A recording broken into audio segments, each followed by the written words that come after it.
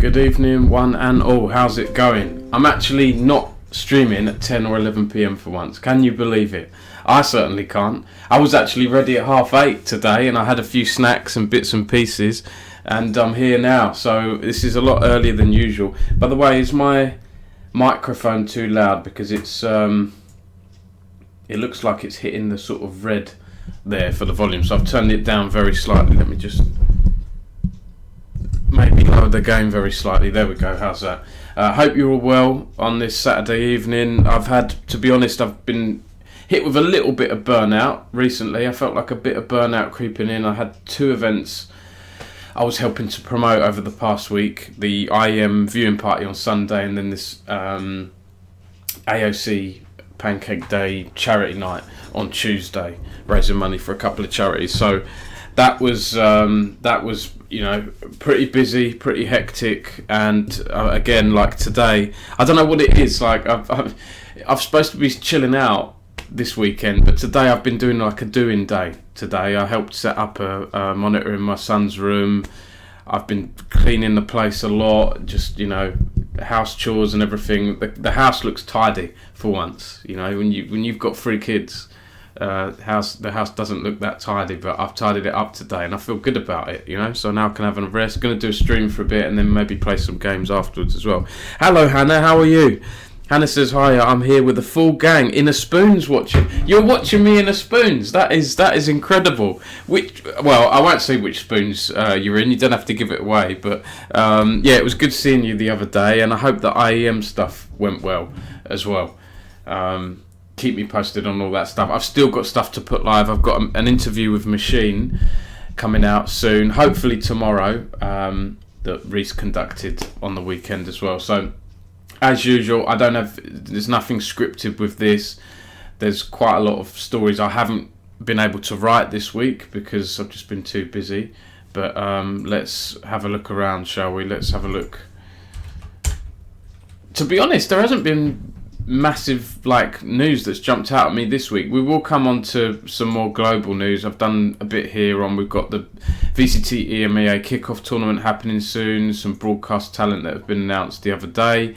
No real surprises there, but we do have Frankie, Yinsu, Pansy, those kind of people. And I don't know how to pronounce her name. Is it Zoe? Because she was doing stuff for the Overwatch League and is now a guest for VCT EMEA, which is nice to see, right? It's never nice to see people getting laid off from their jobs, but it's nice to see people land on their feet. And Zoe, and also Steele on the EMEA broadcast is usually, I believe, based in Canada. That's got a lot of people talking as well. So for Valorant fans, I think that's pretty good. This kickoff tournament is starting up in a couple of days, February 20th. And also Fnatic watch parties. I've done watch parties. Fnatic do some good watch parties as well. I haven't actually been to their London HQ. I'd like to go. Their new London HQ after they moved last year. But they're doing a watch party on Friday. And it's going to be between Fnatic's Valorant team and whoever wins out of Vitality and M8 in Group C. I've put M8. Should I have put M80 there?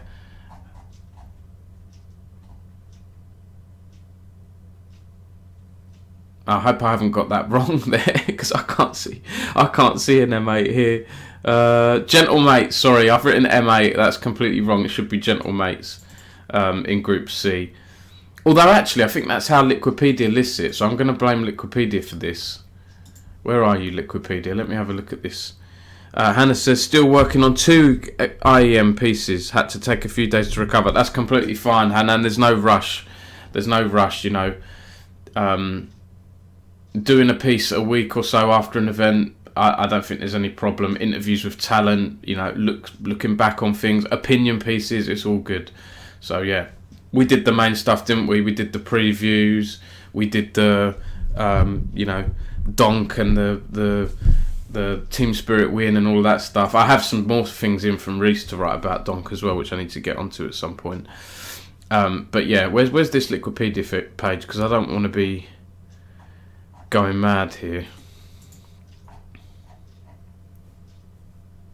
Oh no, maybe. Yeah. Look, they've got mate in their logo, right? I've seen the logo, and I've put M8, and I haven't put Gentlemates. But anyway, yeah, I'm quite tempted to go to this actually. I don't know if I'm doing anything next Friday. If I'm not, I'll be quite tempted to go to this watch party just to check out the HQ and see what it's like. And it's free as well, this one. And there's snacks, drinks, and pizza. A goodie bag for each guest, and custom death matches for visitors to take part in. Well, I certainly won't be doing that because I'm awful at Valorant. But anyway, yeah, that's all coming up, right? So Valorant fans will be happy with that, I think. Oh, Jack just arrived at the Spoons too. Hi, Jack. How's it going, Jack? If you could pass on the message, maybe, Hannah. I haven't had a chance yet to do what I said I'd do. I had a chat with Jack in the week, so I need to do that. Hopefully Monday, Tuesday, I'll get on that, and I'll get back to him ASAP. So yeah, that's the VCT thing. To be honest, I don't envisage this stream being super long today. And also, when my streams go to 2-3 hours, you know, I get fewer viewers and all of that stuff. So I'll keep it pretty trim, I think, today. Other Valorant news: Giant X announced their Game Changers amended roster, and we've got a UK player in there, Sarah. I'd like to interview Sarah at some point. So this is Sarah Ahmed. She was previously at G2 Gozen. So, yeah, they've got some good, well-known players in here. Women's Valorant players. Smurfette as well. Previously from Foot. So, yeah, let's see how they do in the Game Changers this year. Hopefully they do pretty well. Valorant, I say XL, they're Giant X now, right? GX. Historically, they haven't done that well in Valorant, so I'm hoping the fact that they've merged with Giant X and they've got that VCT slot from Giants Gaming, I'm hoping they do a bit better this year. I mean, let's be real, XL Esports haven't done that great, as much as it pains me to say it, because I like the people that work at XL. They haven't done that great, have they, really, in any esport? What have they won? What has XL Esports won? I couldn't name anything. Let's Google XL Esports wins tournament. Well, the top one is Australia's Andrew the Annihilator Guy wins Microsoft Excel World Championship. Right, that says it all, doesn't it?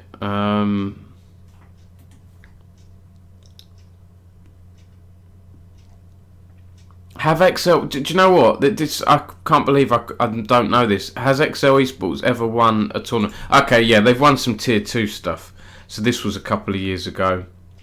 They won the Northern Europe Valorant Challengers. I think they won back-to-back ones, actually, from what I remember. But I mean big tournaments, right? They haven't won big tournaments, have they, XL? So come on, XL, let's do something this year. Hey, Perks, how's it going? Lester Perks, we've got some esports Cloud9 royalty in the chat. How are you? How are things? Maybe you can give us an update, Perks, on all your school stuff, right? Because I spoke to you a while ago, didn't I, about your school plans. Oh, so a while ago, this was 2 years ago. What's happened since then, Perks? I'm interested to know. Hannah says Ents qualified for VCT challenges as well. Yeah, I saw. I think I saw that, or maybe I'm getting confused with ESL Impact, because I did a tweet earlier, Hannah. You might be interested in this if you haven't seen it already. I was a bit slow with this one. Guild have qualified for ESL Impact, so that's pretty good. We've got another women's esports, a UK org, women esports team doing well. So they're in ESL Impact Season 5. I think the EMEA won. Game Changers, yeah, sorry, Ents, yeah, Game Changers, not Challengers. Hey, I like that. Those emotes are cool, Perks. Sir of Sir says, I'm more intrigued by the XL tournament now. Well, do you know what? I did an article a while ago about this. What's it called?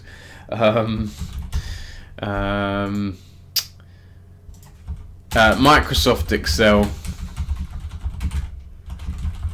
Is it World Cup? Let's see. There we go. So I wrote this 3 years ago. Microsoft Excel Esports UK to take part in Financial Modelling World Cup. Yeah, to be honest, I didn't know what financial modelling was before. It's not actual modelling as in posing for pictures. It's coming up with finance plans, I think, in a spreadsheet. I'm not technical with that stuff. I'm not technical with financial stuff, but yeah, I think it was just a clever way of Microsoft drumming up publicity for this by saying it's a they've put financial modelling as an esport. Yeah, I don't know too much about it, but I remember it getting a lot of retweets here. Look, this was 3 years ago.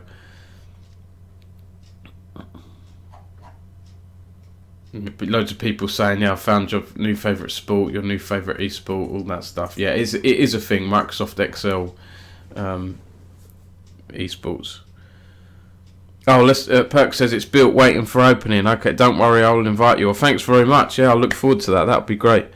Hannah says might have been ESL. I get so confused with the two. And yeah, it was. I think it was ESL Impact. Let's have a look, shall we? Yeah, I get confused with the two as well, to be honest. Wait till you're my age, Hannah. Right, wait till you're my age. Where are we here? Impact. Is this right? Oh yeah, there we go. European Division. There we go.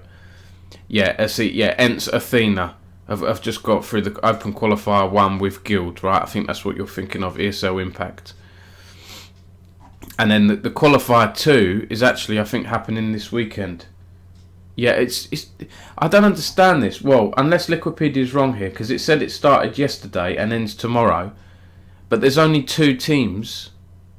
Oh, they've got notable participants, right? Maybe it's a real open thing. I'm not fully sure, to be honest, the qualifying of ESL Impact, how it's set up. But maybe end of play tomorrow, we'll find out if there's more teams that have qualified.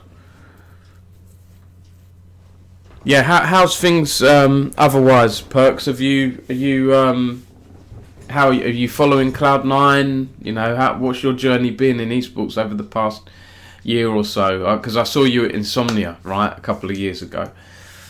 Is anyone going to Insomnia, by the way? I don't know if I'm going this time. Speaking of Insomnia, I did a little roundup of all their esports tournaments. There's no real surprises in here. The Valorant, speaking of women's esports, we might as well mention this. The Valorant Women's Cup is coming back to Insomnia, £10,000. That's presented by GX and EE. And you've also got the separate £5,000 mixed Valorant I-Series Open as well. You've got the usual stuff, right? You've got Overwatch 2 is back after missing out last time. So that's a £3,000 one. Counter-Strike 2, £5,000. League of Legends, £3,000. Rocket League, £2,000, and no Team Fortress, which is a bit of a shame. You've got a few esports orgs with stands again, Into the Breach and Endpoint are back there. I don't know if GX are going to be there, but the most, well, I know it's not super interesting, but something I noticed that, and I checked with the organisers here, this is a first for Insomnia. They're now doing LAN trading card tournaments. So I know there's a real crossover with collectible card games, trading card games. There are people in esports who compete at a high level that love trading card games, love tabletop stuff. So I think this is pretty cool that they're doing Pokemon and Magic the Gathering trading card tournaments in the LAN zone. I quite like that. Why not? Physical meetups. I'm part of a weekly tabletop game night, which I'm really enjoying. I'm playing Frosthaven. I actually got Gloomhaven the other day on Steam. I haven't played that, Gloomhaven, but I've enjoyed the tabletop board game of Frosthaven so much. I was like, well, I'm going to try the game out. I've got it on Steam ready to go. I haven't played it yet. I might even play something on stream later after I've done all the newsy stuff. I was surprised. Insomnia don't usually announce the dates of the next event before they don't announce the dates of a future event until the next event is over, right? So the next event is March. Have I put the dates in here? When is it? March 28th to April 1st. But then this is Insomnia 73, but Insomnia 74. Sorry, no, this is Insomnia 72, isn't it? I hope I've got that right. Yeah, this is Insomnia 72, and then later in the year, Insomnia 73, that'll be, where is it here? September 4th to 8th. Hey, Spyron, how are you? Not this time. Oh, that's a shame. Have you been watching? You've been doing editing Grow Score stuff, right? Can I talk about him? I mean, he's a banned streamer on Twitch. Do I get banned for talking about him? I'm not sure. I'll just say his first name, Ali. Then I did an interview with him that's done quite well for me on YouTube. It's got a few thousand views.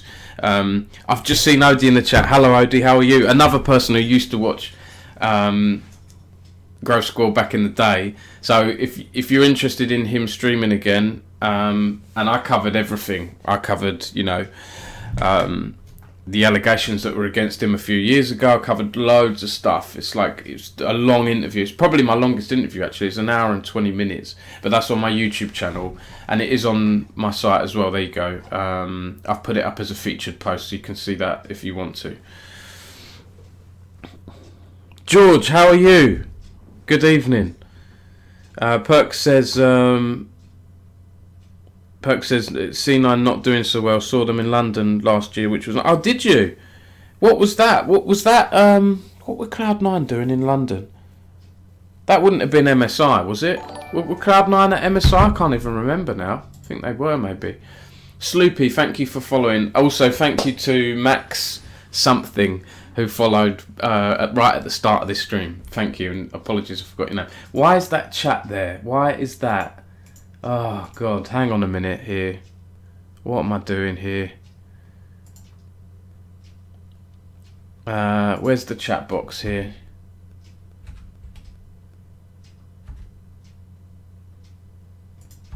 There we go. Right, let's get rid of that there. That looks awkward. Sir of Sir says, Gloomhaven is awesome. Have you tried the board game Wingspan before? I haven't. Do you know what? What have you done? You naughty person. Sloopy, thanks very much for subscribing. I really appreciate that. I don't expect subscriptions or anything on this channel. What have you done? You naughty person. What's happened here? Have my Prime done. Why did you subscribe twice? Oh, hang on. It might be because I changed the camera. I got confused there. Thanks very much for the Prime. I appreciate that. Spyron says Ruddy stuff, not Grow Score stuff, but saw your interview. Okay, yeah, I got confused with that. How's it all going with Ruddy? Ruddy up, of course. Perk says, got a job with the National Space Academy, so I've been doing a lot of work for that rather than esports. Is that it? The National Space Academy? Is that on as well as your teaching work, Perks, or is that separate to that? Odie says, I'm good. Oh, that's good to hear, Odie. I thought of you the other day, actually, Odie. I'm going to ask you something in a minute before I forget. Max Chat says, no worries, Dom. I'll see you at Insomnia if you're going. Hopefully I will. Do you know what? I didn't tweet about this at the last Insomnia. I wanted to bring my son, my eldest son, to the next Insomnia. However, I had a bit of a unusual experience at the last Insomnia, and basically someone came up to me, really threatening. Really, like it didn't shake me up too much, but it did a little bit, and it caught me off guard. I thought they were going to hit me, to be honest with you. They didn't, thankfully, and I had Nathan, shout out Nathan Edmonds, with me. We just recorded a podcast, and we were about to leave the LAN hall, and someone came up to me, are you Dom Sacco? And usually when people say that in Insomnia, it's like, yeah, and then they'll usually say, oh, I've read your stuff, nice to meet you, blah, blah, blah. This guy got right up in my face and was like, you're an effing C. You've done this and that, like you wrote lies about me and all this. I'm trying to think, who is this guy? And I remembered who it was. I don't want to go into it. I haven't written lies or anything like that. I just reported on something that was public, but it shook me up, and I was like, I don't want to bring my son. I don't want my son seeing things like that, and I know as a journalist you are in the public. 99.9% of interactions with people is very friendly. Even people I've written about or I haven't written, if it might have been an article about this company's gone under, they still understand, most people, that I'm just doing my job. But anyway, I don't want to be too much drama or anything like that. But I will be hopefully at Insomnia, but I won't be bringing my son, not until he's older anyway. Odie says we'll have a claw machine on the scan booth. Nice. Yes, Scan will be there, won't it? Wimbar says, what on earth have you done to your microphone? What have I done? What have I done, John? I don't know. Am I sounding awful? Hang on a minute. Oh, right. Yeah, it does sound awful, doesn't it? Hang on.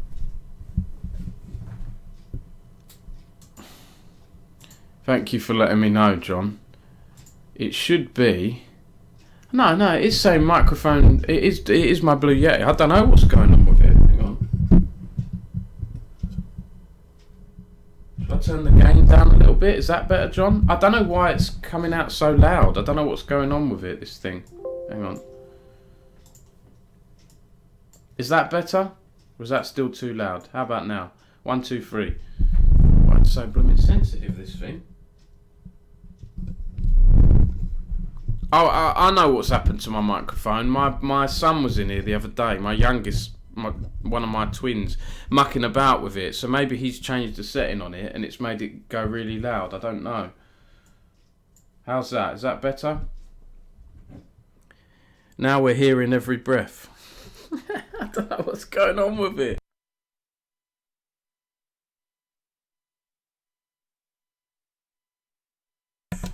I think that's a little bit better from what I'm hearing.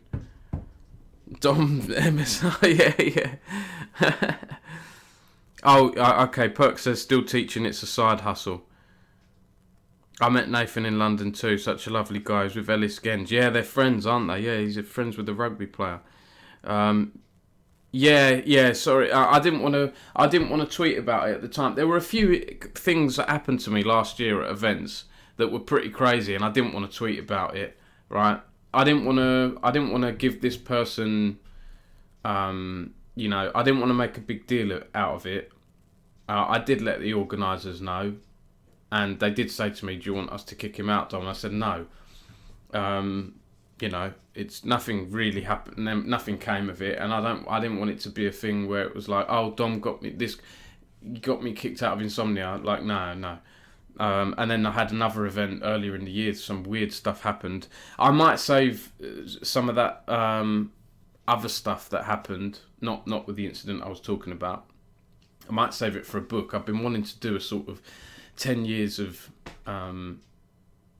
covering UK esports, right? 10 years as a UK esports journalist.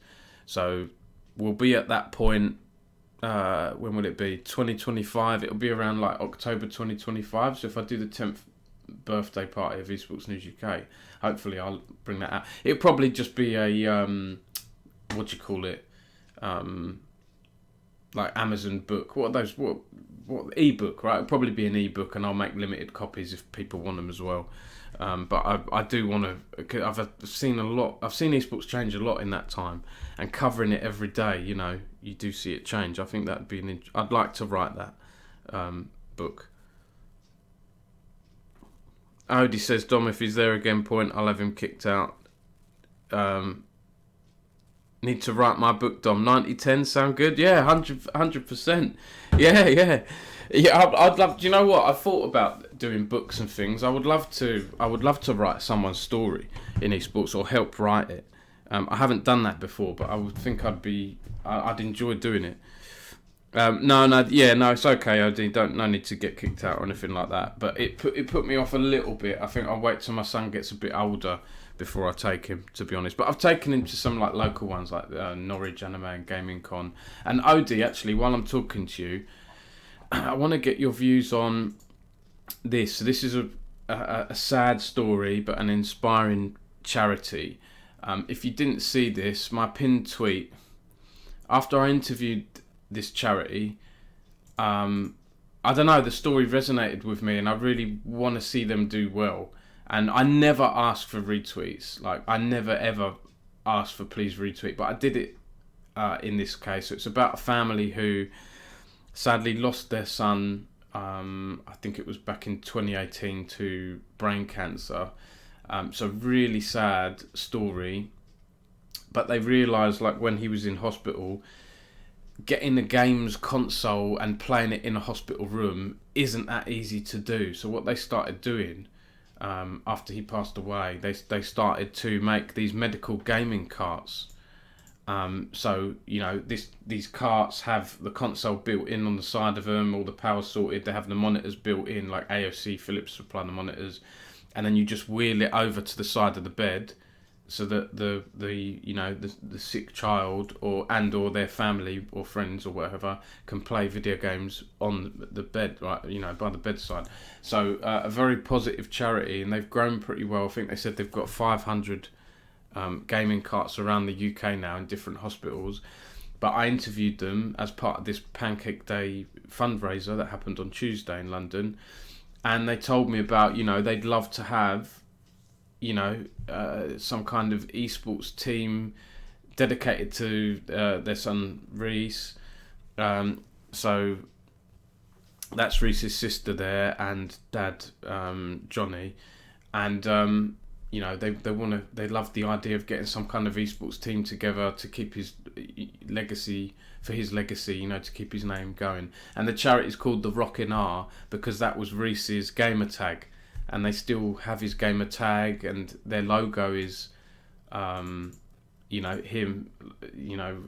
with his putting his thumbs up, which he always did when his dad said, "How are you feeling?" Even when he was in those really dark days, he would always put his thumbs up. But anyway, yeah, they want an esports. They would love to get an esports team together. And Reese's favourite games was Call of Duty and Rainbow Six Siege. So Call of Duty, I immediately thought of you, Odie. I know the London Royal Ravens aren't a thing anymore. It's not UK. You're not with them anymore. But I said to them, it's such a shame I didn't interview you a year or two ago, because I have a feeling Odie would have been able to do something, But anyone watching this, if you are involved in Rainbow Six or COD, please let me know. Or if you're interested in helping them in some way or getting a team together, I can intro you. And I'd just love to see that happen, because I think they're a really positive charity and it'd be a nice thing to do. So it went from me doing an interview to I felt like a real connection with them and wanted to do something more than just coverage. So it's a really nice story. They were there on Tuesday, and I'm sure we'll see them increase in prominence. The event also raised money for Special Effect. I mean, I think a lot of us know about Special Effect already. They're another great charity that help physically disabled people play games. And they're great, obviously. But the Rockin' Art was the first time I'd sort of heard their story. So, I thought that was really positive. So I have had a few people message me, and I've put them in touch with the Rockin' R, so we'll see what happens. But yeah. Sir says, how did you find the Anime and Gaming Con? I had some weird incidents in both the London and Portsmouth weekends a couple of years ago. Yeah, do you know what? It's funny you should say that, Sir, because I went to the Norwich one. I had no problems. Actually, someone who lives in my area won the cosplay. Small world. She won the cosplay competition at the Norwich one, and I took my son. He really enjoyed it. It wasn't that big, but it was fine. But then after I went, I did a little article on, taking my son to his first gaming convention, and I had a few people DM me saying, "Oh, there's some dodgy stuff that's gone on with the anime and gaming cons in the past." I looked into it a little bit, but it just seems, drama. I didn't look into it too much, but I had no issues at my event. John says, they've been to Epic a few times too. I'm losing track. Who have I said now? Oh, the Rockin' R, is it, John? Odie says I can hook them up with existing teams. Well, if you can, Odie, that'd be absolutely amazing. I'll make a note so that I don't forget next week. Obviously, I don't expect anything, but I thought of you, Odie. Whenever I had people coming to me in the past saying, "Oh, who's the main UK Call of Duty esports people?" and I'd be like, "Well, the Royal Ravens." Crazy says Coalesce is welcome to having them on board. See, that would be amazing as well. Crazy, if you, feel free to talk to anyone at Coalesce if you want to send me an email. I can Intro you, or whoever it is, intro whoever. Yeah, oh, that's good, John. I didn't know that. And listen, I've been talking about insomnia. I can't talk about insomnia and not talk about Epic Land. I've been doing a few little stories about Epic Land recently. Let's have a look here. So, and yeah, shout out to Epic Land. John, I did see your press release. Sorry I didn't get round to doing that. You know I don't do loads of sponsor ones, but let's feature you here and give a retweet as well. Where was it? Asus. So this is a really good... and the Esports Advocate has done a thing on it as well. What one should I retweet? Should I retweet Epic Land or should I retweet the Esports Advocate? Let's read their story.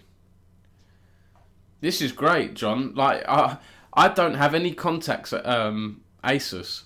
I'd love to come along and say hi to Asus. No, I'm joking. Financial terms will not disclose. I mean, they never really are they, for partnerships like this? So yeah, Epic Land, February 22nd to 25th, next weekend. I'm hoping to be there on the Saturday. / Saturday evening, because, and the reason being, we've got these two CS legends at Epic Land. I think this is brilliant. Kenny S, RPK. This is going to be great. So hopefully I'll have an interview with them on Saturday night. CS isn't my main game, but I'm sure I can think of some fun questions, or if anyone else has any questions, they want me to ask, that would be great. And this is because Tradeit is sponsoring the CS2 esports tournament at Epic Land. They're doing some interesting activities there. I think these players are going to be involved in the... there we go. Both players will be taking part in the onstage charity match in aid of Special Effects Game Blast 24 campaign, which runs at the same time as Epic 41. So yeah, two Counter-Strike legends are going to be at Epic Land. I think this is really good. Supporting the Bin Men versus Granny Knockers charity show match, which we've all, we all know about now. Raising money for Breast Cancer UK, so that's positive. And so yeah, I hope to be there next week and be there on the Sunday as well for the finals. Yeah, that's okay. I mean, they're shooters, aren't they? I mean, you've got to think. I think Reese passed away in 2018.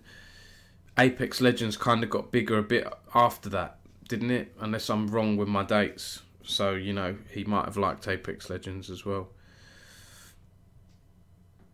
Next week, not next weekend, it's next Thursday, isn't it? When's the 22nd? Yeah, next Thursday, Epic Land. So, and it's been sold out for a while. I'm very lucky to have a press pass, so I look forward to it. I won't have like a seat this time, but that's cool with me. I don't get time to play games anyway. I'll bring my Switch with me and play it maybe later at the hotel. But I like to go and chill out.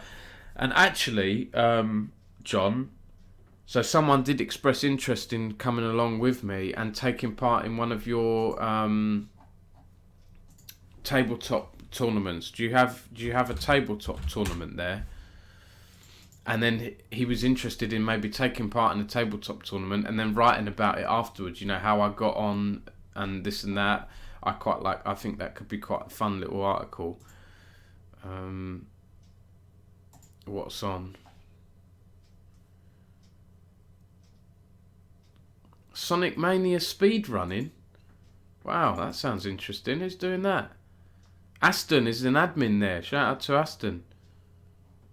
How's that going to work? Are you going to have team limit 32? Is it going to be multiple people trying to beat Sonic Mania in the fastest time? That's not the first speedrunning event, is it, at Epic Land, John? Oh, scroll down to the fun tournaments. Yeah, Spyron, speedrunning. How are you doing, Spyron, with your speedrunning stuff? Do you stream much about it?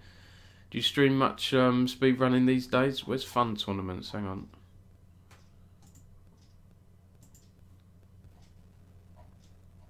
Ah, there we go. Team limit 32. Fall Guys. By the way, my son, my 7-year-old, he's really got into Fall Guys recently. I didn't even know you could make your own maps. He's making these really hard levels. I can't even complete them, what my son's doing. He loves making levels. He loves Minecraft and Mario Maker and stuff like that. He says he wants to make games when he's older. I'm trying to put him off. I'm like, you don't go into game development, mate. I won't see you. But, you know, if he wants to do game development, I can't stop him. But as someone who's covered the industry, I don't really want my son working in game development. But because I feel like he wouldn't have much of a life. But hey, I don't have much of a life covering esports either. Saturday at 10. Okay. So yeah, I'm excited for this. You've got Overwatch there as well. What's Osu again? What is Osu?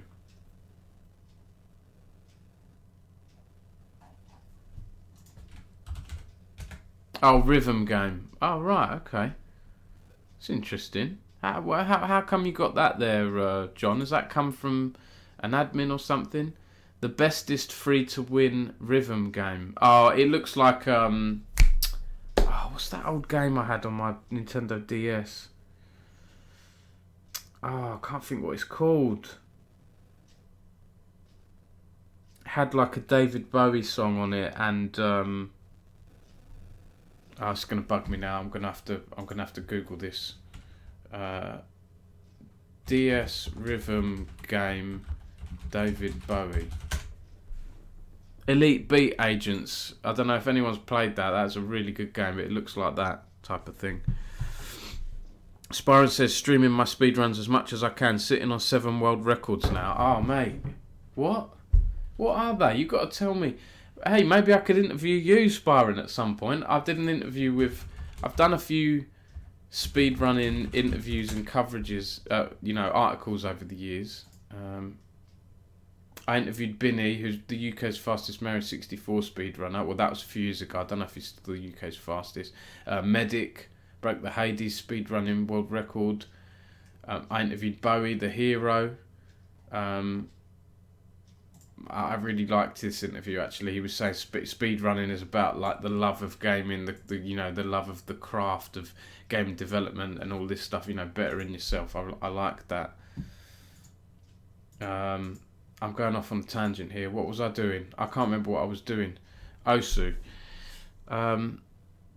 Oh yeah, I want to make sure, Spyron, that I follow you on Twitch. I'm pretty sure I do, so that I see you. When do you usually go live? Yeah, I'm following you. So Mummy is packing for the family. 8 days ago. Hey Zipple, how's it going? We got more royalty in the chat here. Guys, this is pretty cool. So last week, I haven't even spoken about it. I did this IEM Grand Final watch party at platform Canary Wharf, and I'm looking around. I'm watching it. We had Face It Watch, like really cool multi-camera streaming platform from Face It. I'm watching that, watching the final, donk popping off and all that. And I've turned around. And I've seen a really tall guy in the crowd by the bar, and I'm like, is that James Bardolph? And it was. I went over and said hi, because I don't actually think I've met James before. So veteran CS caster, pundit, personality, lots of followers. What's he got? 112,000 followers, and does stuff with Face It. I mean, he's a Gucci gaming ambassador. He's wearing a Gucci top. I felt a bit out of place with my scruffy shirt and t-shirt, but I interviewed James. I interviewed James and Zipple as well. So we've got post-event video coming out soon. It's with Asa at the moment, so shout out to Asa, who ran the event and I helped promote it. So they're just signing it off at the moment. So yeah, James Bardolph was there, and Zipple was there as well. So Zipple, known as the skins guy, right, in Counter-Strike, the skins content and content creation. And this picture wasn't that great, but in the interview when it comes out, you'll be able to see I interviewed Zipple, got his thoughts on the party, but also had his dog. He had his dog there as well, Theo, I think. Was it Theo, something like that. So yeah, thank you Zipple for attending. We had some nice surprise, guests. And we had a few other. Where did I? Hang on a minute. So this is my article. Reese and I did an article on Team Spirit's win, but I also put a section here about the viewing party. So yeah, we had a good mix of names. Neo Kai was there, the CS caster. Tyler, from the Bin Men. He is with the Bin Men, isn't he? Have I got that right? I always get confused between the Bin Men and Granny's Knockers. And Zippo, are you in the UK? Because if are you coming to Epic LAN next week? Because it'd be great. I mean, the LAN, like, I think you can still get a guest ticket, but in terms of like the computer LAN, the computer space, like if you want to bring a computer, that's all sold out. But yeah, if you haven't been to one before, Epic LANs are great, and we've got a couple of CS legends that are coming as well, Kenny S, RPK, and basically you have like a CS tournament, and they've had lots of players that have gone on to do big things, and casters as well, starting out at Epic LAN. Crazy says, Zipple, good luck with the RMR.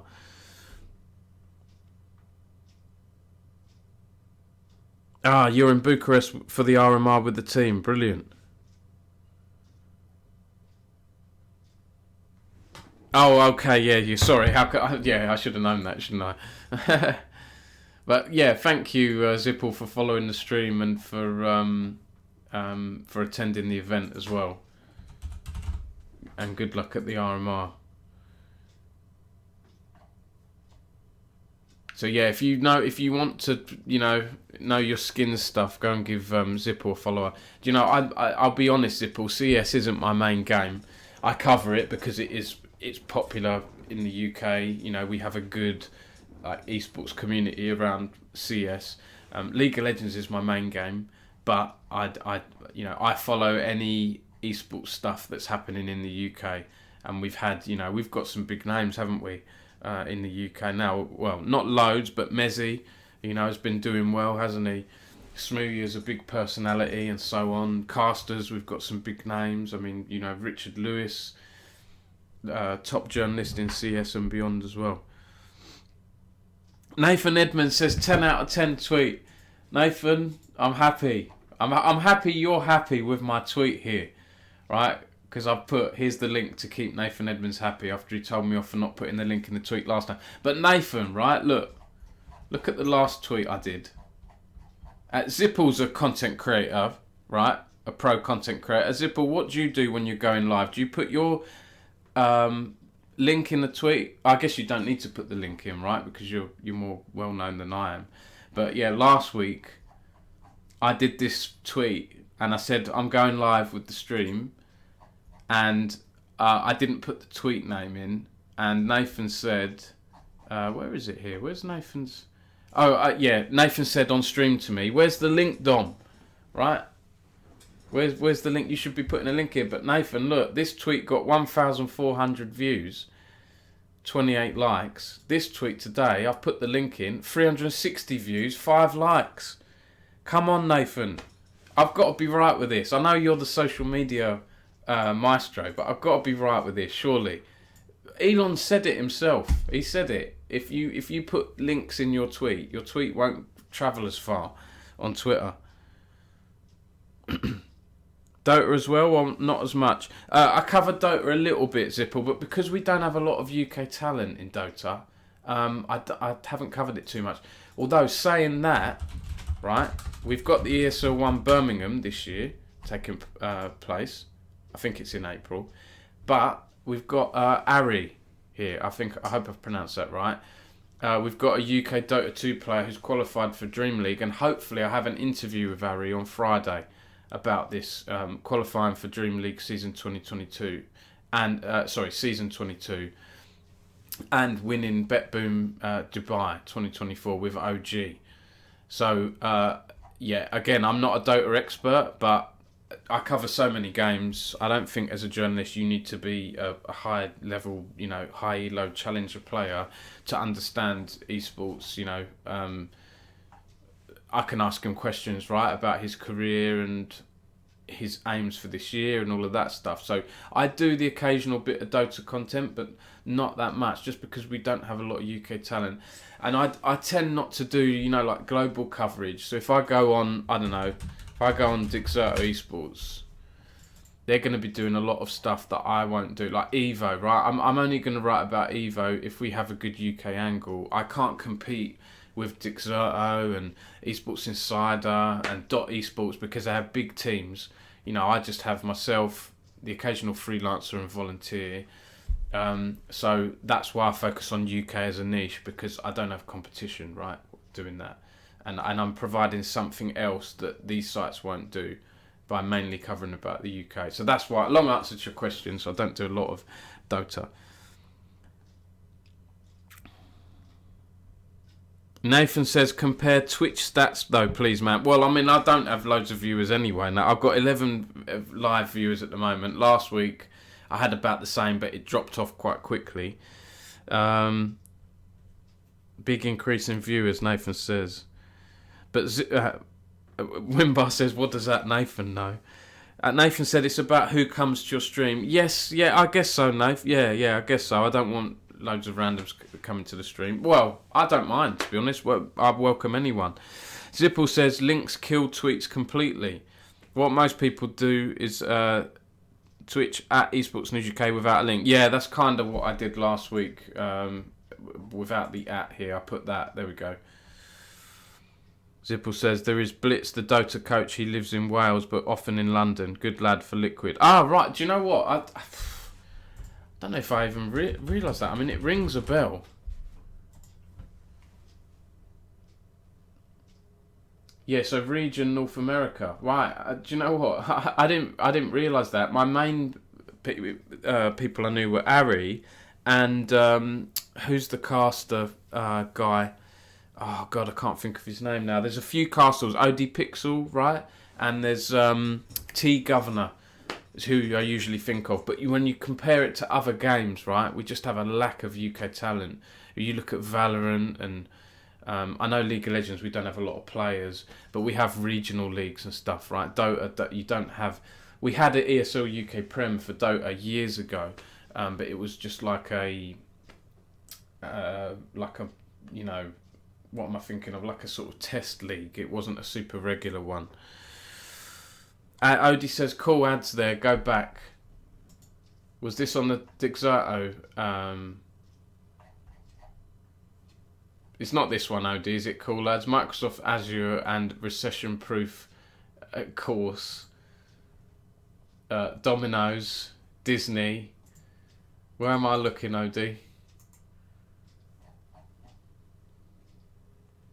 Don't go back, Dom, don't. Oh no, you've got me intrigued now. Where was I? I don't know. I can't see the ads. This is Spyron's Twitch. But anyway, yeah. You can tell my streams are pretty much unscripted, right? I just chat about the week's news. I was talking about Epic Land, wasn't I? Gower College Swansea sent me a press release, which I thought, do you know what, this would be quite nice. I haven't I haven't covered the GCSL's team too much. I like to cover collegiate esports where possible, and they're going to be at Epic Land as well. So good luck to them, a student team taking part, and they're aiming for a top 10 finish. That's going to be tough. You know, at the last one we had some big names. Soulcast. What's his name? On screen. Oh, actually, they were taking part in the CS tournament. But anyway, you know, you have sometimes some big names at Epic Land.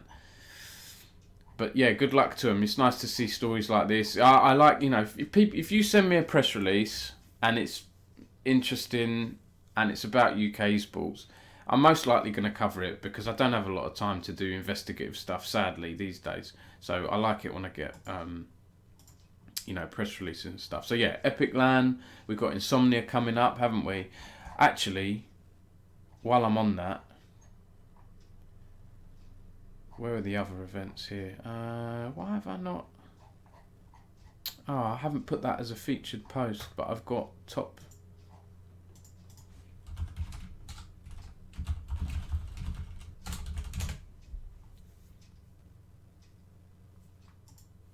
We've got a lot of big events, haven't we, happening this year? ESL 1 Birmingham, I mentioned. League of Legends Worlds 2024 final in November at the O2. will you be at this, Zippel and I Crazy and CS People Blast Premier Spring Final? That's June 12th to 16th at Wembley Arena. Roomfest is coming back in September. PUBG Mobile Global Championship Grand Finals in December. I don't think that's been confirmed where that is yet. We've mentioned Epic Land, we've mentioned Insomnia. Endpoints HQ have done a bunch of little lands and events and things. We've got ESI London coming up. That's just been announced actually, ESI London, which is like the B2B event. Here it is. Thursday, June 13th. So yeah, again, Zippel, you might, if you're not aware of this is interesting. So throughout the Blast Counter-Strike event in June, there's it's like a B2B business conference we have here once a year, which is really good, ESI London. But we've also got this Counter-Strike community event announced, an evening with. So it looks like we're going to have some kind of Counter-Strike legend, and there's going to be a Q&A. This event will celebrate, quote-unquote, celebrate the rich history and vibrant present of Counter-Strike and take place at Box Park, Wembley, and aligns with the Blast Premier Spring Final. The event will feature a renowned personality from the CS universe to be announced. Attendees will enjoy insightful talks, Q&A sessions, and entertaining activities, including the ultimate Counter-Strike pub quiz, gaming sessions, and delectable food and drink. So yeah, a CS pub quiz would be quite fun. I've wanted to do a pub quiz at one of my events, maybe a UK League of Legends one. I can do that at some point. Epic Land also has a really good pub quiz, of course. So yeah, I'm waffling now, aren't I? Oh, I Crazy says Smooyer and Co are going to be at Epic. Nice. Good to see Smooyer again. Maybe I can chat to him again. Oh,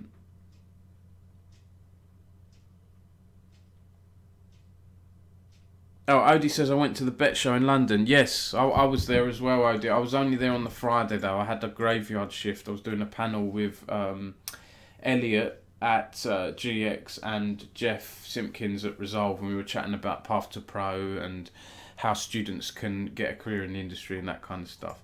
But speaking of Bet Show, again, some more collegiate coverage I've done here. Yorkshire pupils won the 2024 Esports at Bet Student Championship, so a little student tournament.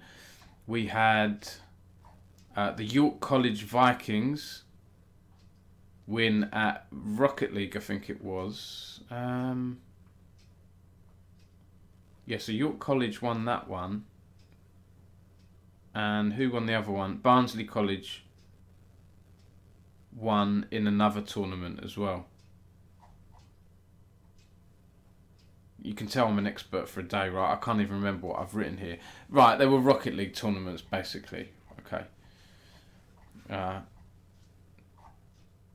Yeah, there we go. And this, with Barnsley and York College winning here, it made me realise, actually, we've got a lot of Yorkshire esports talent and things going on. So I did a little tweet, and I actually forgot a bunch of people in here as well, but I did a tweet about Yorkshire's given us quite a bit. Barnsley College have an esports coaching degree. We've got the Yorkshire Games Festival coming up.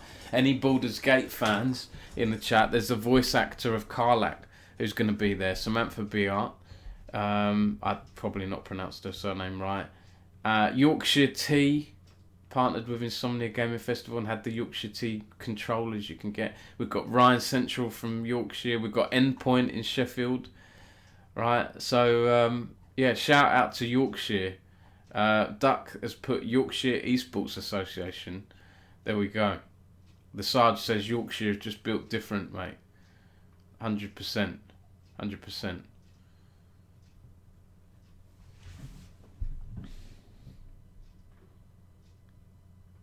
John says I should get you something about the NSPCC event when I get the chance with the winner. Yeah, please do, John. There was so much going on last weekend for me. I had these two events coming up. I couldn't cover that stuff that well. Like I say, I watched some of the Safeguarding in Esports conference, which looked really good. I watched some of that on Twitch. But yeah, any like roundups or press releases you want to send me, I'll happily do I'll happily feature that. Zippel says, got to catch some sleep. Cool, saying hello, good luck with the stream. Zippel, thanks so much. I appreciate you tuning in, following, and being at the event. And it's nice to meet you and your dog as well, and hopefully see you soon. Spyron says, big up Yorkshire. Odie says, are you going to the London Mayor's event, Science Museum? Do I know what that one is, Odie? Is it a gaming thing? Is this London Games Festival or something? I'm not sure I know what the event is. 27th. Oh, I know what you mean. London and Partners. Yes, I will be there, Odie. I will be there. There'll be a few people there. Because I was talking to Kieran the other day, Kieran Holmes Darby, because he's just got a new job. Here he is, here. So he's a co-founder of XO Esports, which is now Giant X, of course. He's just joined creative agency Earth to the Ground as business director. He'll be working with brands looking to increase their involvement in the gaming and esports industries. Jono Nicholson, shout out to Jono, did stuff for Esports News UK years ago. He covered this news for Esports Insider here. He's joining as business director. So yeah, I was chatting to Kieran because I haven't spoken to him or seen him in a while, and I said, are you at this event? And I think he is there. So there will be quite a few people there. So the event Odie's talking about, other people in the chat, is... Let me find it here.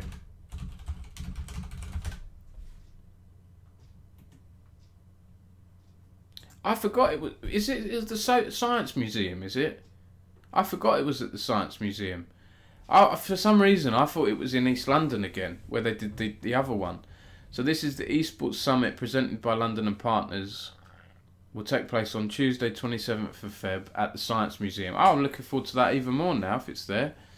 Bring together key stakeholders, including leading publishers, tournament organisers, and higher education, blah, blah. Yeah, because I think I asked the organisers, hey, am I okay to tweet on the day? Am I okay to tweet about what people are saying in the conference and blah, blah, blah? And I think they said I am. I need to double check that. But I always like to check because some conferences don't like journalists tweeting out what's happening and stuff. But they seemed cool enough about it. And it would be good to just say hi. You know, London and Partners, by the way, shout out to London and Partners because they've helped bring some very big esports events to the UK in recent years, including MSI, I believe the Apex Legends ALGS, I think.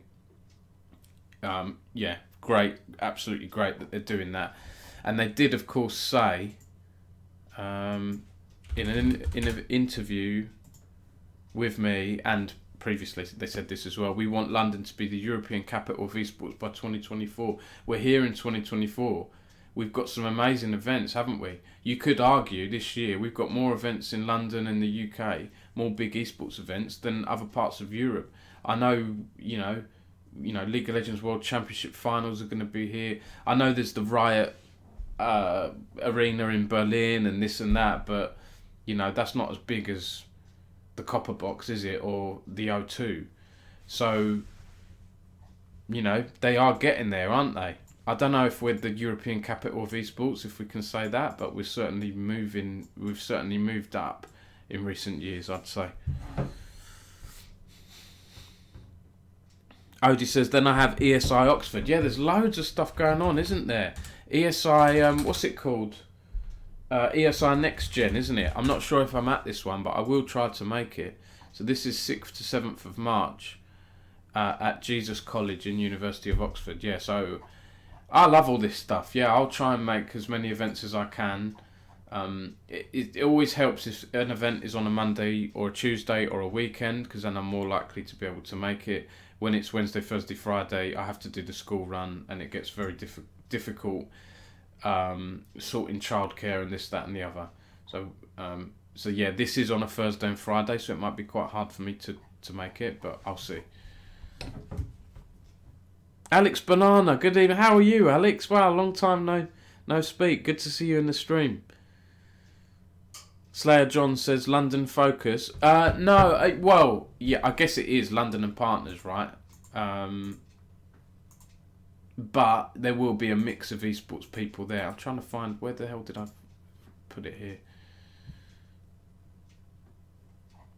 Yeah, it will be London focused, yeah, insight into esports in London. But you'll get people, you know, working across esports in different areas as well. Here we go. Look, topics will be discussed by speakers including Georgina Macaulay, Marketing Director for B2C at Fnatic, Professor Philip Wilson, the Exec Chairman at the College of Esports, and Heather Dow, CEO at Hot Drop. So some really good names there. Asking questions like, does London have the required talent pool for the industry to grow? Does esports need help from central government? Yes, it does. What does London's competition look like? And we can test our gaming skills during networking drinks. In Power Up, the museum's new hands-on gaming experience. I think I've been there. I've been here. This was really good. I went with a friend to. They had like a 20-man Halo LAN bit in the middle, which was quite fun.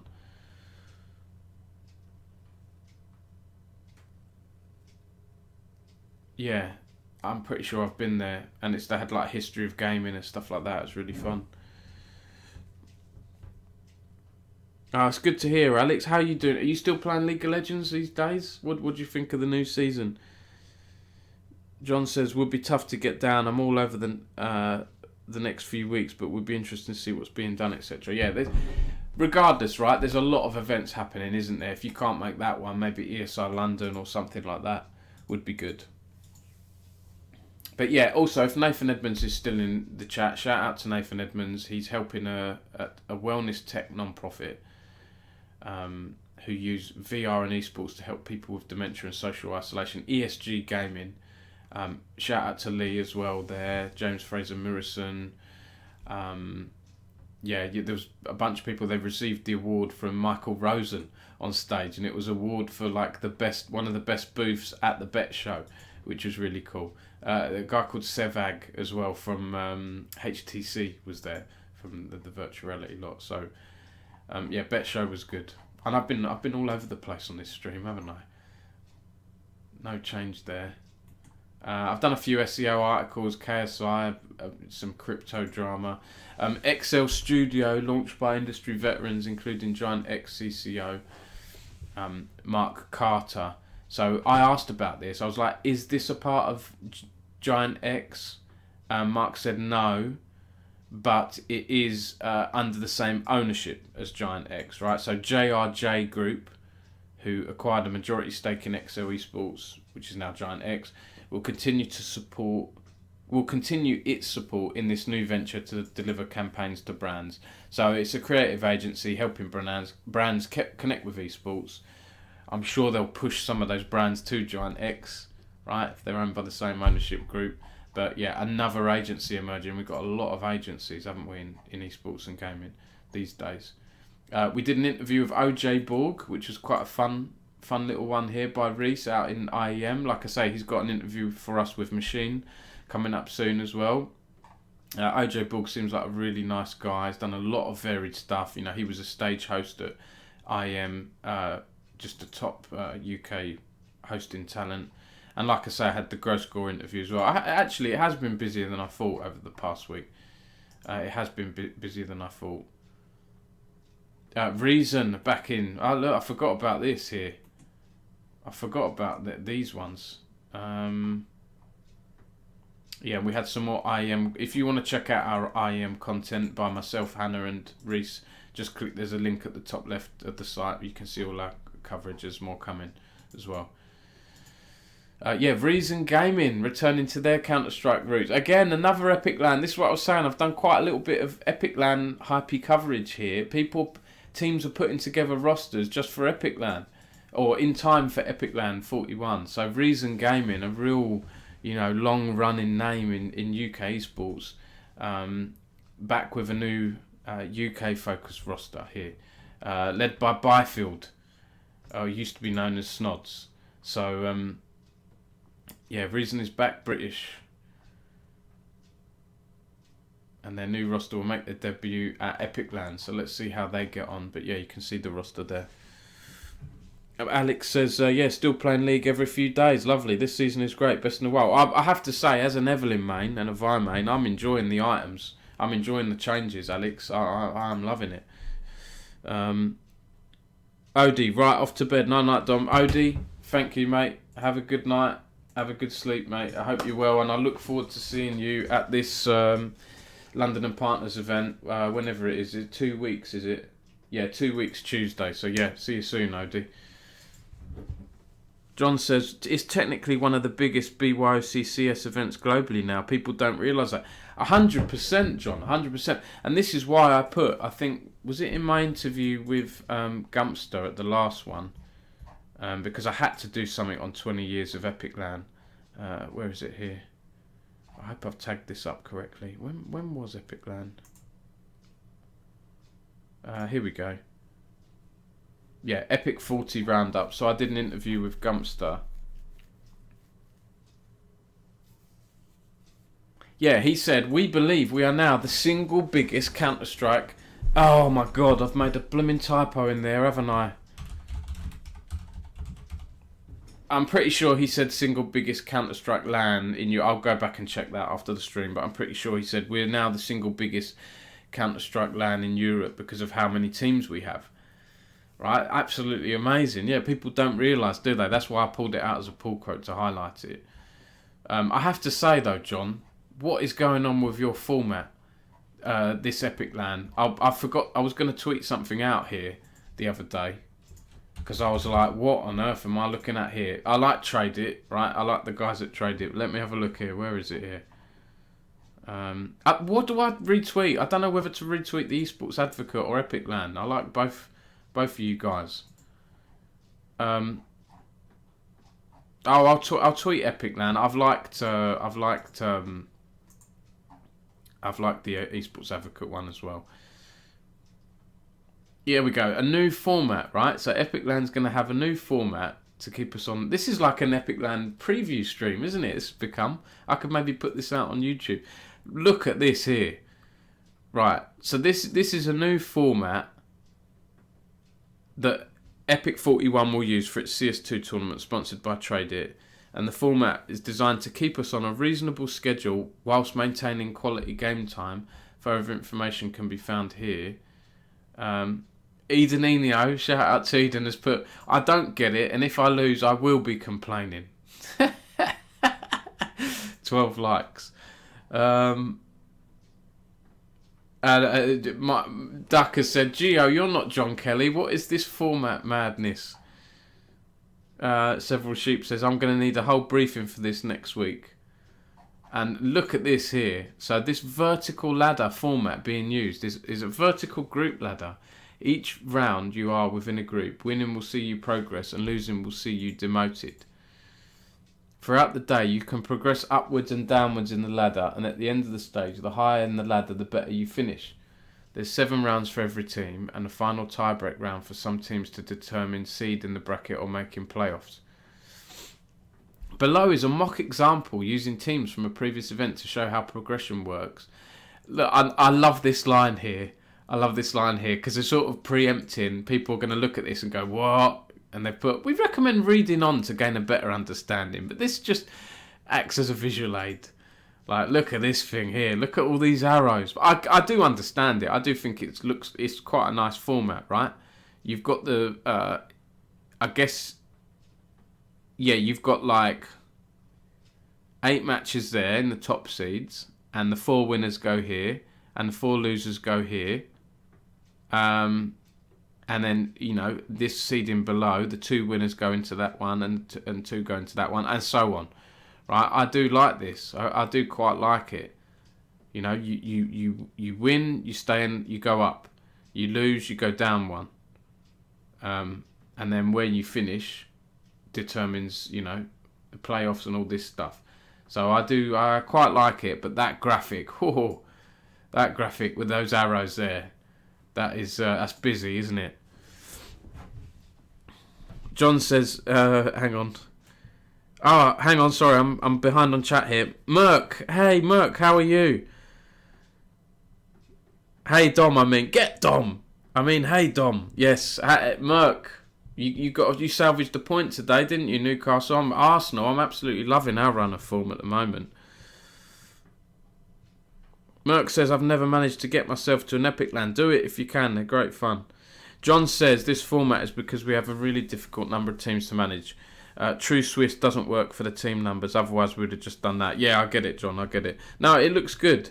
Merck says that graphic is far too confusing. Couldn't a group format type thing work, John? A bit like how the UCL works.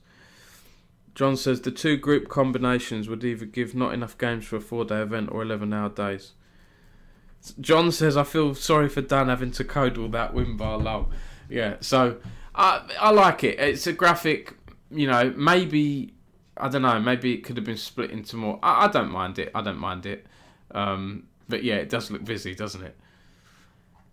But yeah, you've got more stuff here. King of the Hill groups, seeding matches. Right, I'm not super technical in esports. I'll leave the technical stuff and the tournament stuff to those who know what they're doing, and I'll just write about it. What happens? I'll write about what happens basically. Tie breaks will occur for some teams after the 7 rounds are finished to determine seeding in a bracket or progression to elimination. Yeah, here we go. Look, there's all FAQs here. All these questions you're asking poor John in the chat. There's FAQs here. What's the reason for not doing groups? Why not run smaller group sizes, more groups in total? We've considered it, but, it comes with negatives. Oh my God. What have you done? Looks! Naughty person. How's it going? Looks, you always sub to me. I really appreciate it, mate. You're very, very kind. What is going on with Arsenal at the moment? 11 goals in 2 matches. Absolute craziness. Looks says, what is this? Yeah, so Looks, I'm sort of doing, my end of week news stream has sort of turned into a Epic Land preview stream, and we're looking at, prepare yourself, Looks, you ready? Are you ready for this? Look at this here, mock tournament format example. Look at that there. That is chunky, isn't it? It's actually, I quite like the format, right? It's basically like upper and lower brackets, except when you win, you stay up, right? When you lose, you go down 1, and it all evens out. The better teams will play the better teams, and the worst teams will play the worst teams, and so on. You naughty person. Aston, thank you for the sub. Thanks very much, mate. I appreciate it. How are you? That was great the other night.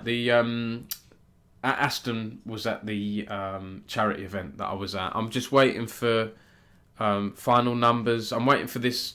Oh, by the way, everyone, if you haven't seen it already, where am I here? Hang on a minute. If you haven't seen it, there is a monitor giveaway. If anyone wants a monitor, chance to win a monitor, we're doing a nice giveaway here. The winner is announced March the 1st. So this is an Aegon by AOC 31.5-inch Quad HD 240Hz monitor. So that's quite a nice monitor we're doing. It's a retweet to enter, simple thing. I mentioned that because Aston was at this event on Tuesday. I'm waiting until the winner is chosen for this before I do like a recap article on what happened and how much was raised and all this. But if anyone wants a new monitor, then go for it. Retweet and that's the pinned tweet on the Esports News UK. But anyway, yeah, thank you very much, Aston. And how did you find it on? Oh, by the way, this Durham Uni Northeast Esports Festival has just been cancelled. It looks like, or postponed to later in the year. I literally updated this a couple of hours ago. Leandra from Durham Uni says, still fuming about this. Totally out of both mine and the students' hands. Gutted we couldn't continue with the alternatives we were offered, but we'll look to reschedule for later in the year. So yeah, that event was going to provide insights into careers in esports, guest speakers from a range of topics. I think Nathan Edmonds spoke last year, David at the Newell, there's Leandra at Durham Uni and so on. So that's been cancelled / postponed. Where was I? It's at Epic Land, yeah. Look says, John says it's a good system. Makes it more fun for everyone involved. Doesn't need seeding. Look says looks like a Swiss system with a different name. John says if we called it Swiss, the purists would kick off. It isn't pure Swiss, right? Merck says, my problem with Epic Land is the tickets are cheap, but it's expensive to get there from where I'm at. Yeah, you are a bit unlucky with that. Merck says, I've just bought another 2 monitors. I don't need more. You always need more. Do you know what? I don't have a 2 monitor setup. I don't want a 2 monitor setup. People might call me mad for that. I like having my one. I just split things in two. If I want to look at 2 things at once, I just do that. Actually, you might not. No, you won't be able to see that. But I fill half the monitor screen with one tab and half with the other tab and so on. Has this been done before, John, by the way? Has this format been done in other events? By the way, shout out to Nathan, again, because at this charity event, I've got some sweet cabin goodies given away here by the Rockin' R charity, so I'm gonna have some on a Saturday night. Celebrate Arsenal's win. What shall I eat? Let's try this yellow and blue thing. Is that a dummy? I don't know.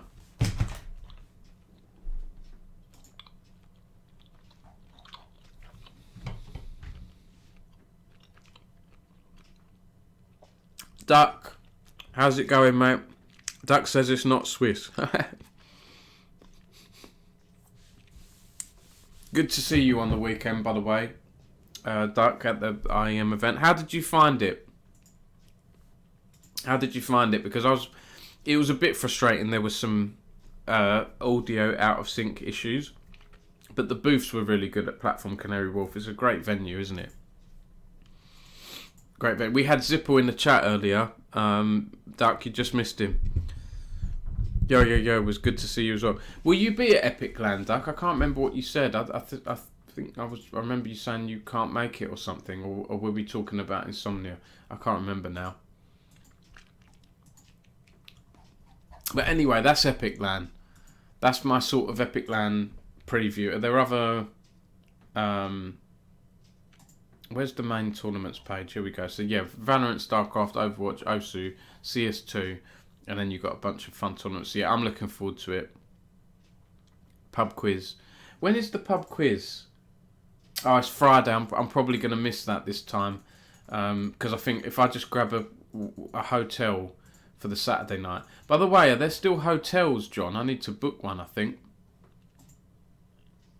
I know you might not know if this available. I always like that. Why isn't this...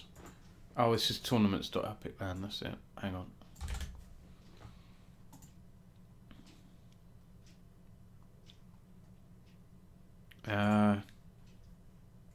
I think it's got to log in as me. I just want to go to venue. Oh, there we go.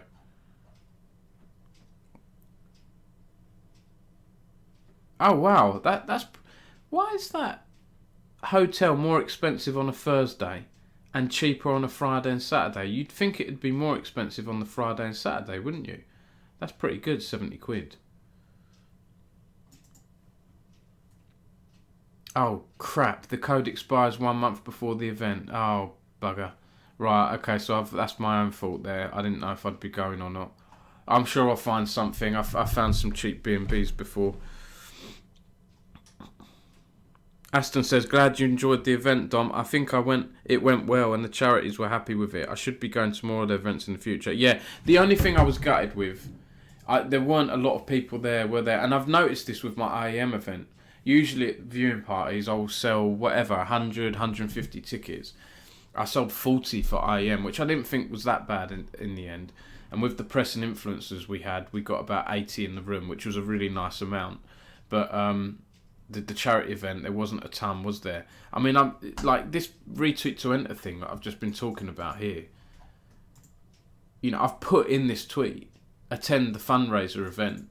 You know, and we haven't had many people attend. People just want free stuff, don't they? They just retweet, and they probably don't even look at these bits here. And listen, I know we're in a cost of living crisis. Not a lot of people have money to donate to charities. I get that. I do get that. But the event was free, wasn't it? And maybe people see, attend the fundraiser and think, well, I haven't got loads of spare money to give away. I'm not going to go to the event. So, I don't know.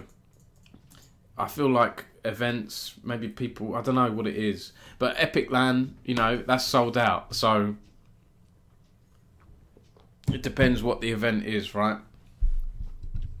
Maybe if they had like a pro player there or something like that, maybe more people would have shown up. They had a guest Q&A. Duck says audio was sorted pretty quick at platform. Booths were alright for jumping into groups, but difficult to be a larger crowd. Yeah, agreed.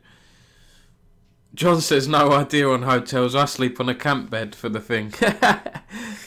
I'm rubbish at that, John. I need a quiet room to sleep in. Duck said we're probably not at Epic Man unless something changes last minute, but definitely will be at Insomnia. What's HIEX? Is that Hilton? Probably fully booked too. John says because Kettering is predominantly a business town, nobody goes there as a tourist yet.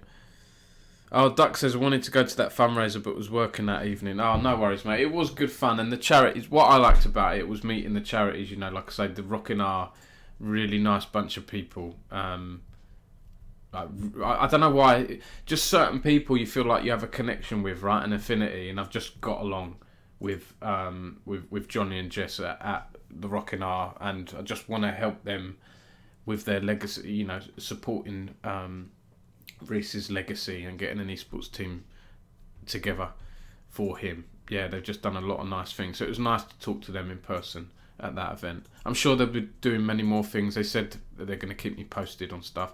I think the only other story I haven't covered here that I've done, I've got a few on my list that I didn't get around to writing that I'll talk about as well before I end the stream. But Man City have been on a bit of a mad one over the past week, and it always annoys me when orgs or brands do this.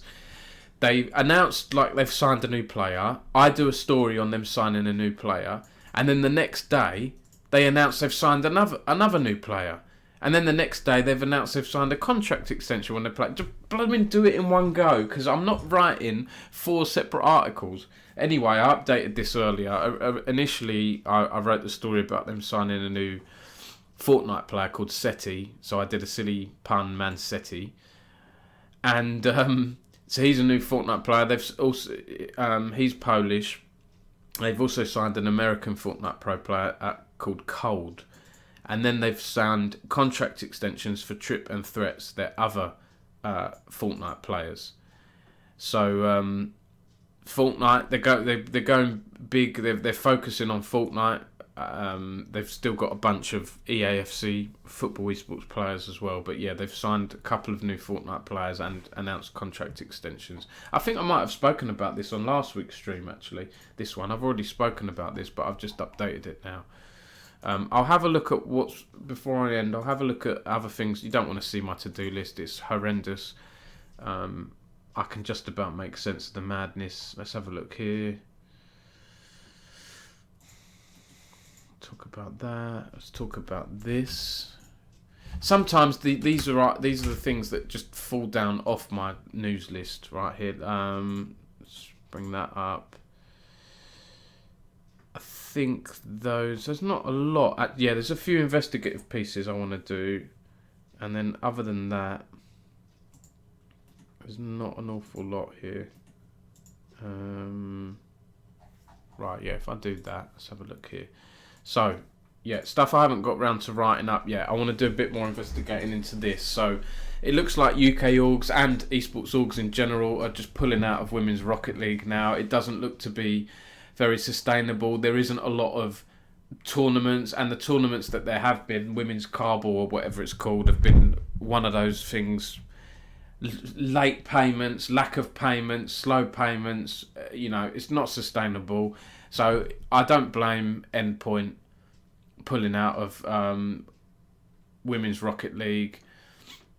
Slumpy, one of their former players said, I want to thank Endpoint for the opportunity.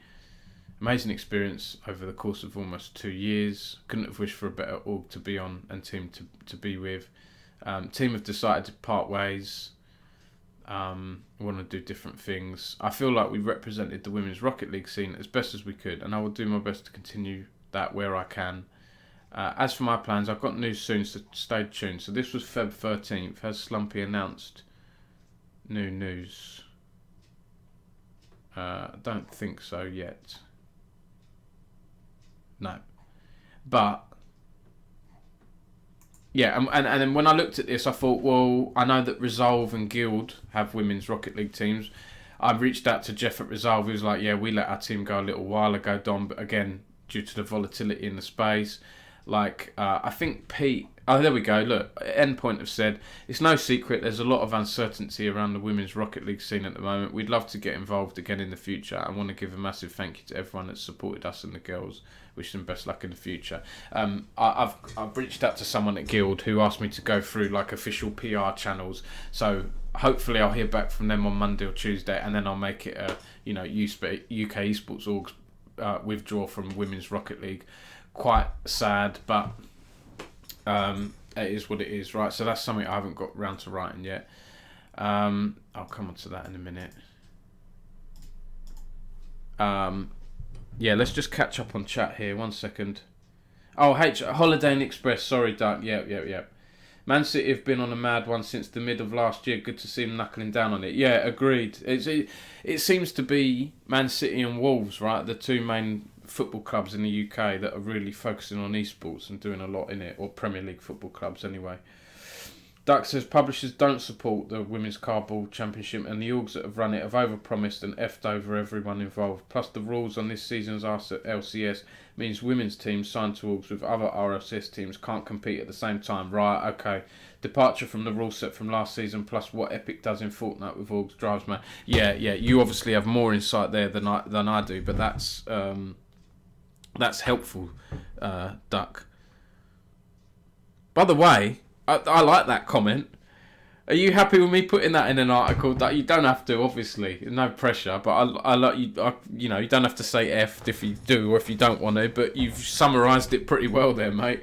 And it's always good to have quotes like that. So let me know. And while you're replying to that, so another couple of things I saw. This is a interesting one. This is League of Legends theme. This is very sort of like light-hearted stuff. This is about a League of Legends themed wedding, a Kindred themed wedding. Kindred, one of the characters in League there, so you can see like people wearing the Kindred masks. Wolf and Kindred, or whatever it is, Wolf and Shadow. And I looked into it, and people were asking questions like, oh, where did you have the wedding? This has got to be American, right? And they've replied, nah, England. So I've reached out to them and going to probably do an article on it. It's just a fun thing, right? It's a League of Legends themed wedding I've never seen before. So that's that. That's a very light-hearted thing, non-esportsy thing. Duck says, go for it. Oh, cheers, mate. Yeah, that's great, Duck. Let me just... I'll make a note in my notes document so I don't forget. Where did I put this here? Yep, there we go. Cheers, Duck, for that. Because you did a lot of stuff with Wolves, didn't you, around Rocket League? That seemed to be your main thing you focus on, from what I remember. Or I remember you doing a lot of things with the Rocket League, a lot at Wolves. Okay, cool. I've made a note of that now. So that's that. So I saw this here, not the world's biggest news.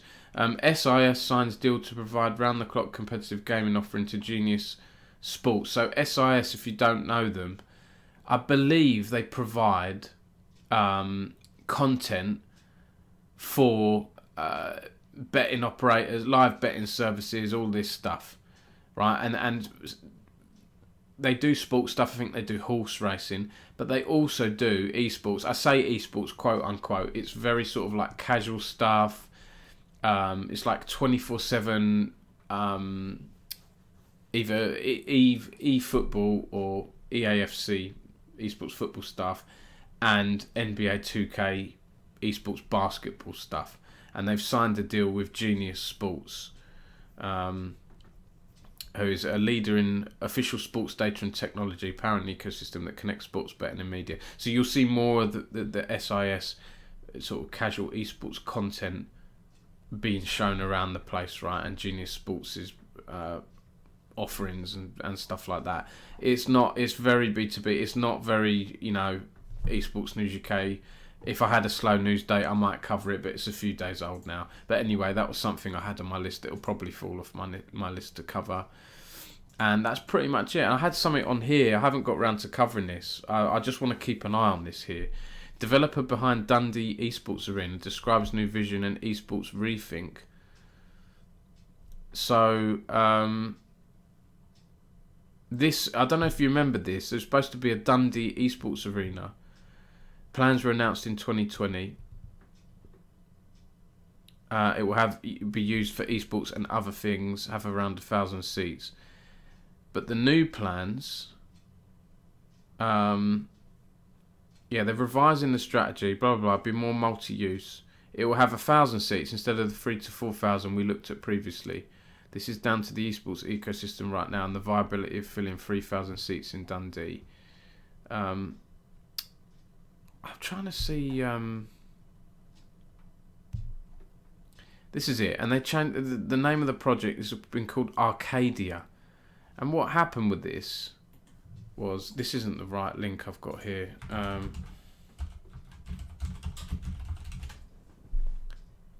There's already a company called Arcadia in Dundee, which is really confusing. They have an annual Arcadia event. So it says like the Arcadia team are unhappy with the decision, right? Because it's going to cause confusion around the name. So I thought I missed this over Christmas. I had a good downtime over Christmas. I wasn't covering the news as much. But yeah, the original Arcadia lot says, we were taken by surprise when it was announced to press last week that the upcoming esports venue in Dundee is to be named Arcadia. We want to clear up we have no involvement in this project and have not been approached about it. Our loyal audience and partners have expressed their concerns about this matter. It's disheartening that this decision has been made with no consultation with us. So I think the new lot that are doing the Dundee Esports Arena came back and said, Arcadia is our internal project name for the Dundee Creative Arena Complex, not a definitive name in any way whatsoever. Maybe there's a conversation to be had where we could give the Arcadia Games Festival a permanent home moving forward if they're up for it. Our aim is to be complementary and supportive to all the existing creative enterprises in the city. I don't even know what's happened with all these esports arenas. I wrote an opinion piece back in I think it was 2020 actually. I'm not even 2021. I wrote this opinion piece. Are all these new esports venues set to open across the UK a bit of a false economy? Southport Arena, Bristol Arena, Dundee Arena and Wigan Arena. Like, where are they now? Where the hell are they? There's probably something in here for me to research and see what's happening with these. Because we've seen what's happening with the Dundee one. But the others, I don't know what's going on with them. Anyway. John says, let's not talk about Scotland right now. Well, actually, yeah, I forgot to bring up. You've just reminded me, actually.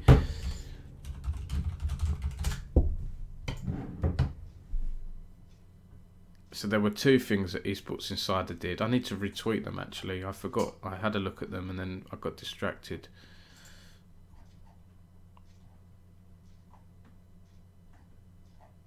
It's reminded me, actually, before I go, there was quite a big story here. It wasn't a UK story, so I haven't covered it. Where the hell... Where's this just gone here?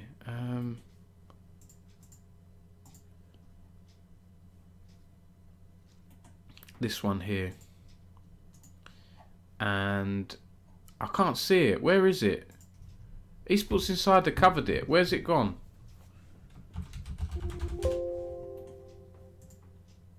Unless it's a feature. They removed it.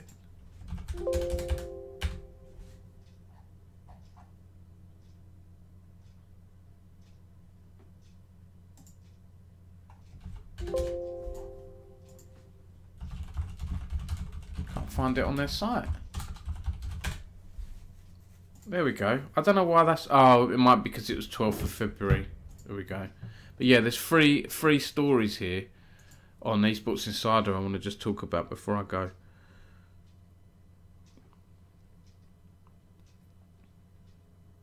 I didn't know that, John. The company have done some of the HyperX arena stuff in Vegas are from Bridgend in Wales.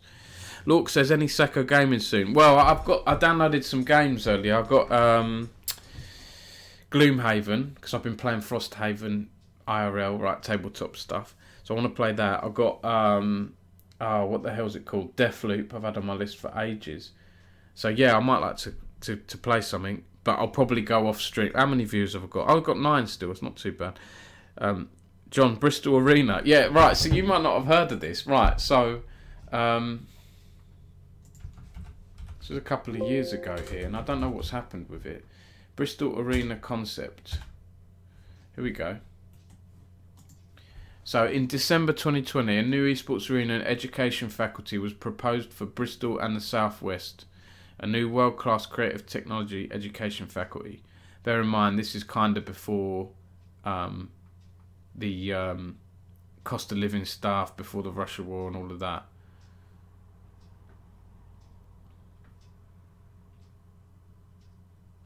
South Gloucestershire and Stroud College has invited venues company Northern Lights Arena Europe Limited to bring forward proposals for the Tech and Esports Education Centre of Excellence for Bristol and the South West. Maybe nothing came of those proposals, right? Let's Google it.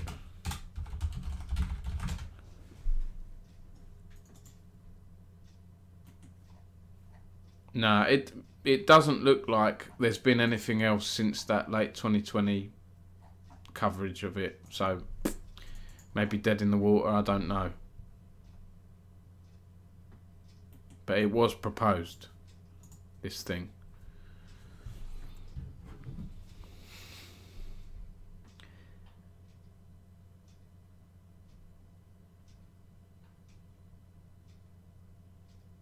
That company's dissolved. So yeah, I haven't looked into it, Duck, properly. Right, I need to look into it. It's been on my list forever. Dissolved March 2021. Is that the Northern Lights thing? There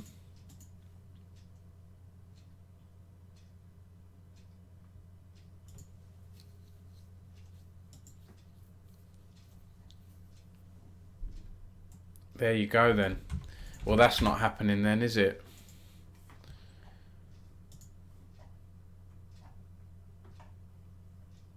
Yeah, you're right. It's dissolved. So that one's no good, is it? I missed that news. 16th of March 2021.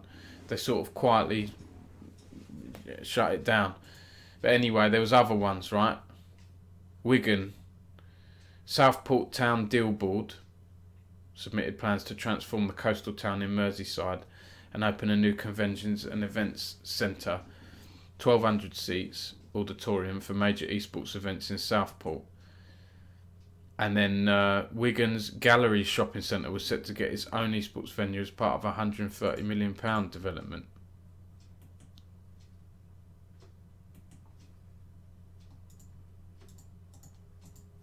Southport plans to open new esports venue after asking school children what they'd like added to the area.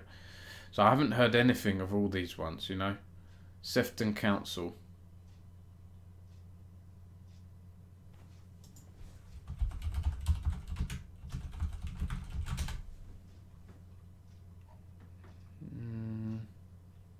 No, there's nothing else added. There's nothing new that I can see here.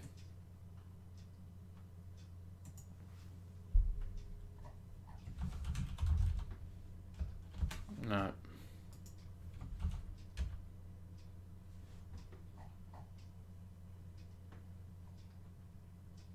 Oh no, that's Australia. And then Wigan, yeah, Galleries Shopping Centre.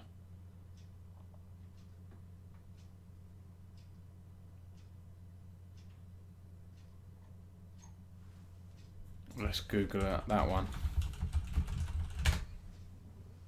No, my old story's top. Oh, hang on. Esports Centre planned in England Town, Wigan. This was from summer 2021. Oh, hang on. No, this one is happening, this one. Wigan approves multimedia centre at £135 million galleries. Work is set to start on the site in 2024 to deliver the 84,000 square foot complex. Part of the multi-phase galleries redevelopment. Media Centre will feature a 6-screen, 700-seat cinema, as well as bowling alley, mini golf, and a climbing wall. 700-seat cinema. That's not what was proposed. What I wrote about.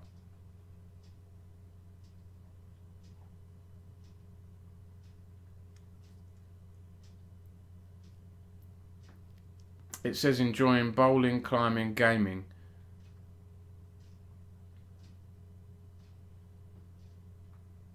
People will be able to spend their leisure time there.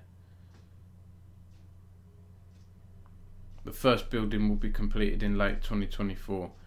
There's not really the word esports being used here. It's gaming, right? So I don't know. This doesn't sound like it's an esports arena. It's a cinema, right? It might be like the Gfinity arena in London.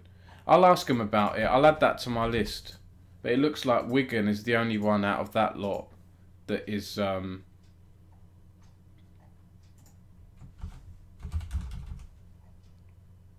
second.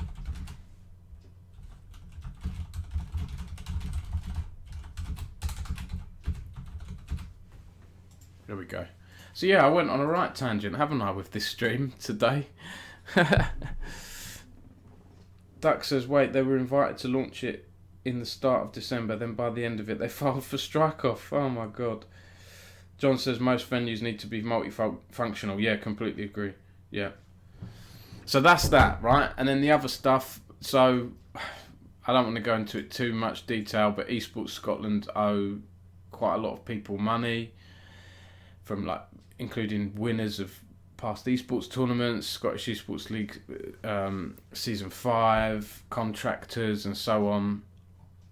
And David Gwynn of UK CSGO and ESI has done an article here last week saying the amount of outstanding debt is in the region of £27,000. I actually covered this a little bit on last week's stream, looking at John's tweet around this. There we go.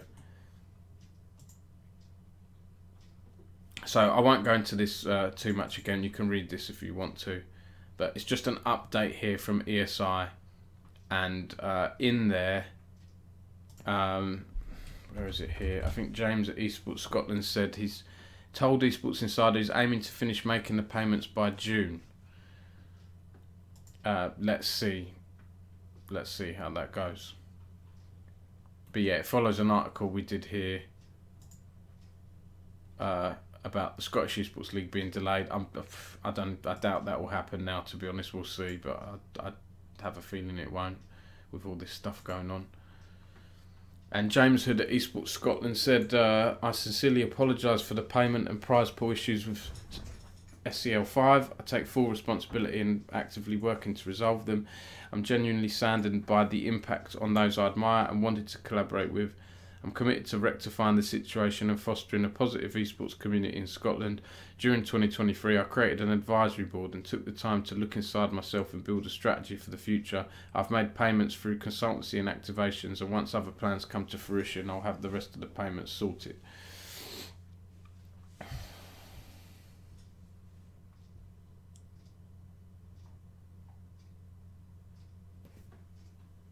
So there we go. I hope that all gets resolved and people get what they're owed.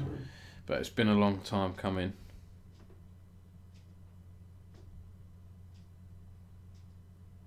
John says, I still remember going to the Esports Venue Summit and telling people on the panel not to build esports venues. Yeah. Some great detective work from somebody to verify all that.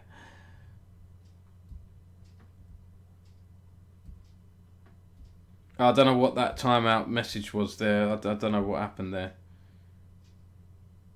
Duck said if he was truly saddened by what he did, then he'd stop doing stuff. John says, I've paid my bills with his apologies. We're all good now. Oh dear, I shouldn't laugh. But yeah, again, shout out to ESI. So Jake's really good. Jake Nordland's done this article here on Russia's daring $58 million state-funded esports event. I need to read this whole article. I saw this, and again, like I got distracted. I'll have to read this and give it a retweet. But this is crazy, isn't it? So a year ago, a joint statement signed by Russia's president and China's president announced the two countries would cooperate on the event. The esports advocate reported. Yes, they'll work together for international esports events.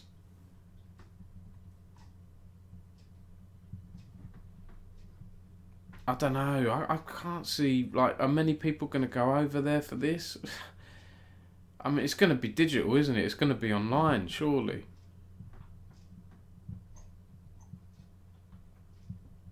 What's the tournament going to look like?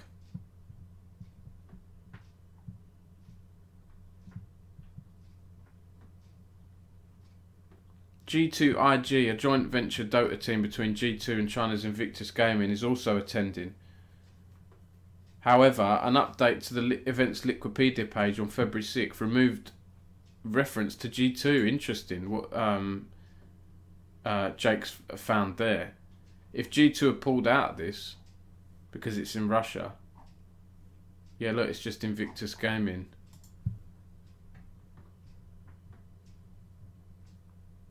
One person with knowledge of the matter said Invictus wanted to attend, but G2 did not want to be involved. G2 did not respond when asked why. Branding was removed. US-based Nouns and UAE's Nigma Galaxy were also scheduled to attend but have since withdrawn. Oh dear. Qatar-based PSG Quest, a joint venture between footy club PSG and Team Quest, will also be present.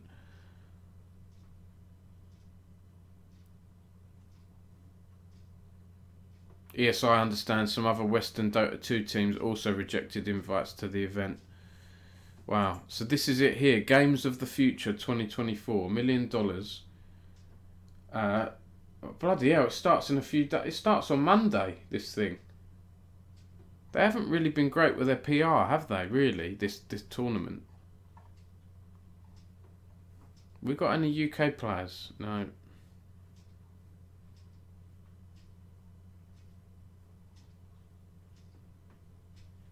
No.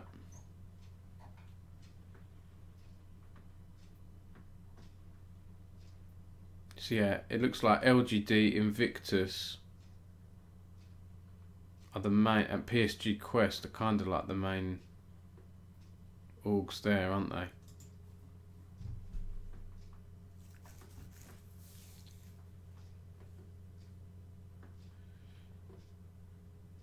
A law expert told ESI that sanctions would make it difficult, both legally and logistically, for Western teams to receive and convert prize money.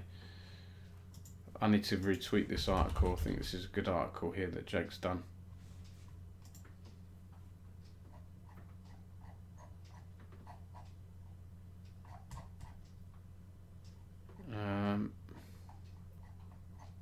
Where is it here? Was it that long ago? God, bloody hell, Feb 14th. Let's give it a retweet.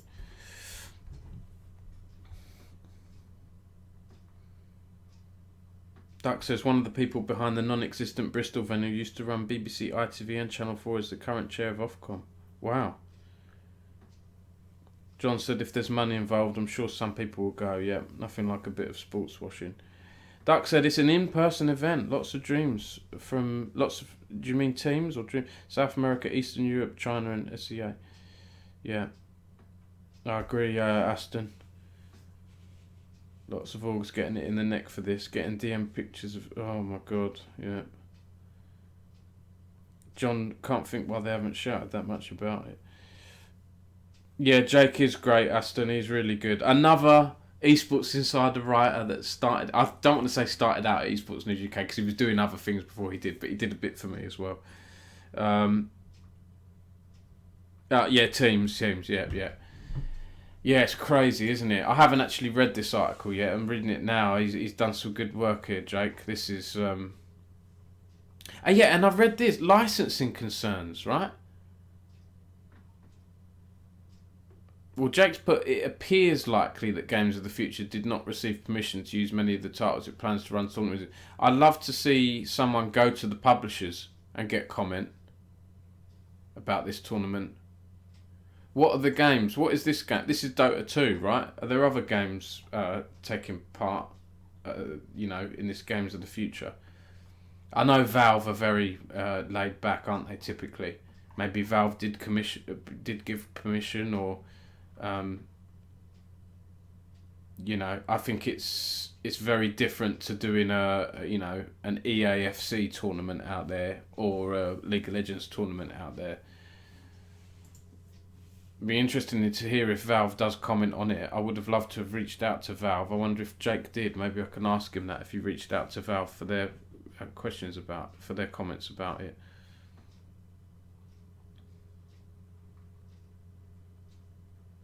Right, apparently they obtained licensing agreements for some foreign video games, but negotiations were underway with others.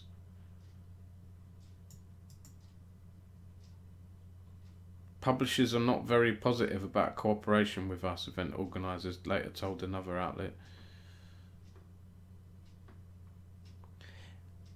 In December, the Russian parliament discussed a new bill that would allow Russian tournament operators to run events without needing to obtain licenses or approval from game publishers. Esports legal news. Who are esports legal news? I didn't know this was a thing.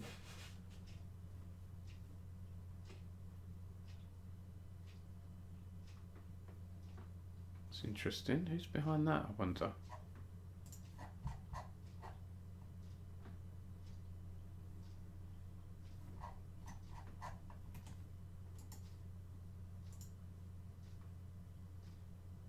Aston! Aston, with someone who's in the chat, is on the team.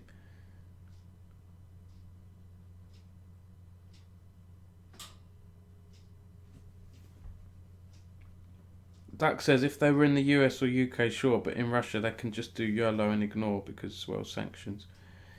I didn't know that, Aston. Oh, you do social media, right? Okay. Who are they, Aston? They're not based in the UK, are they? Founder is Leonid Shmatenko.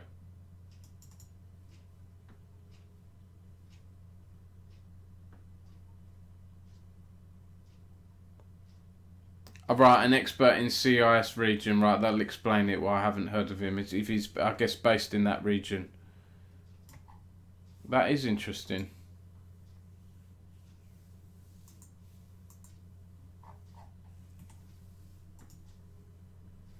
Wow, I didn't even know this. Right, Russia's controversial esports law bypassing game publishers in licensing agreements. How can they just say that's a law? You're still going to annoy the game publishers.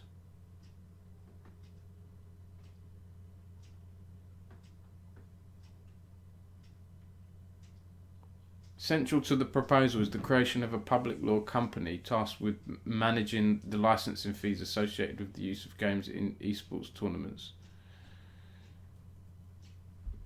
Wow.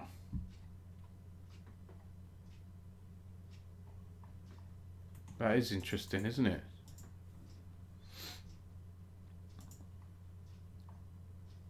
Mortal Kombat has also been reported as part of the event. I can't believe this event's happening in 2 days and Russia or whoever else haven't announced the games lineup. This is mad. Are they going to stream it on Twitch? Where are they going to stream it?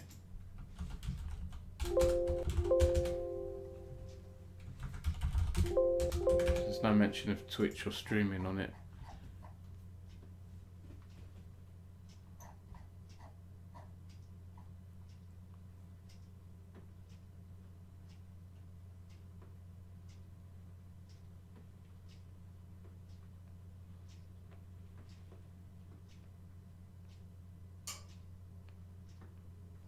What is that horrible word? Phygital?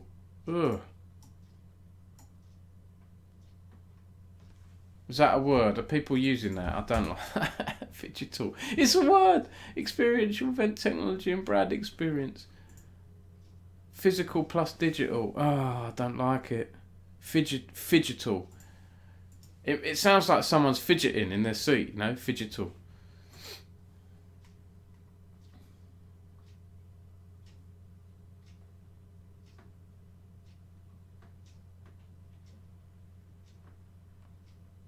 Yeah, so the games are a response to Russia being ignored in serious sporting competitions. Yeah, that's well. Let's see what happens this week. That is a crazy one. Let's catch up on the chat. Aston says they're based worldwide. Right, Leonid is European. Okay, cool. Oh, is that ESR London? Duck says Russia's economically isolated. The sanctions have hit them enough that they can theoretically go screw copyright and global IP law without much additional effect. Right, I see, yeah. Oh, Liquipedia has VK, Twitch and YouTube listed. Okay. Duck says, did I miss the Russian government-backed digital games presentation? Yeah, I think I did.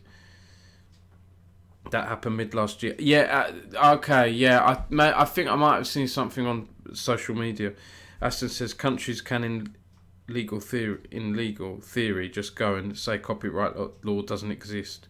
The reason countries don't is because of economic reasons. But like Duck said, with the sanctions, they can just do what they want. Yeah, I get it, right? We choose to have the copyright laws we have in the UK, right? The government and all of this stuff. I'm not an expert with legal stuff, but yeah. Interesting. Let's see how that goes this week then. That'll be one to watch, won't it? And then I saw this big story as well. H3CZ and Scump file $680 million Activision Blizzard lawsuit over COD League monopoly. God. Hector, sorry, I say H3CZ, Hector. And former COD player Scump. The lawsuit says ActiBliz engaged in monopolistic, trade restraining and anti-competitive actions which resulted in major financial harm to Rodriguez and his business ventures. Wow. Bloody hell.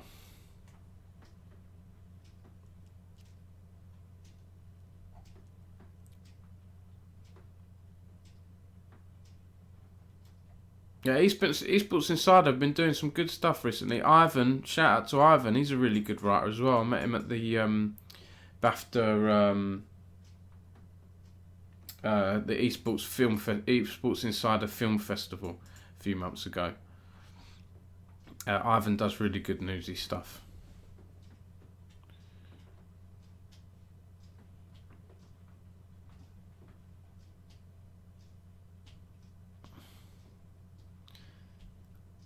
Activision said Hector and Scump demanded that Activision pay them tens of millions of dollars to avoid this meritless litigation, and when their demands were not met, they filed. We will strongly defend against these claims, which have no basis in fact or law. We're disappointed that these members of the esports community would bring this suit, which is disruptive to team owners, players, fans and partners who have invested so much time and energy into the Call of Duty League's success. Bloody hell. Ugh, mess. I think that's it, guys. I've done a stream for 2 hours here. This is longer than I thought. I've covered quite a lot. You know, and I hope it shows you as well. You know, I do a lot more than just what's on my website. You know, I won't cover everything I see. I can't. But there's still a lot going on that I like to follow. I do read. I do retweet a lot on my Dom Sacco account as well. There's some other bits I've retweeted here. Connie, up and coming caster, he's doing the COD Mobile for this weekend's SMC Europe and North America finals. Finlow at College of Esports has done a really good charity broadcast for special effects and gameplay with professionals like Foxdrop. Wonder how much they raised.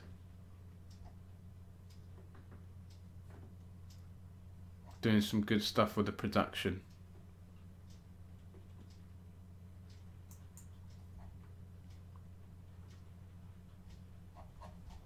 So yeah,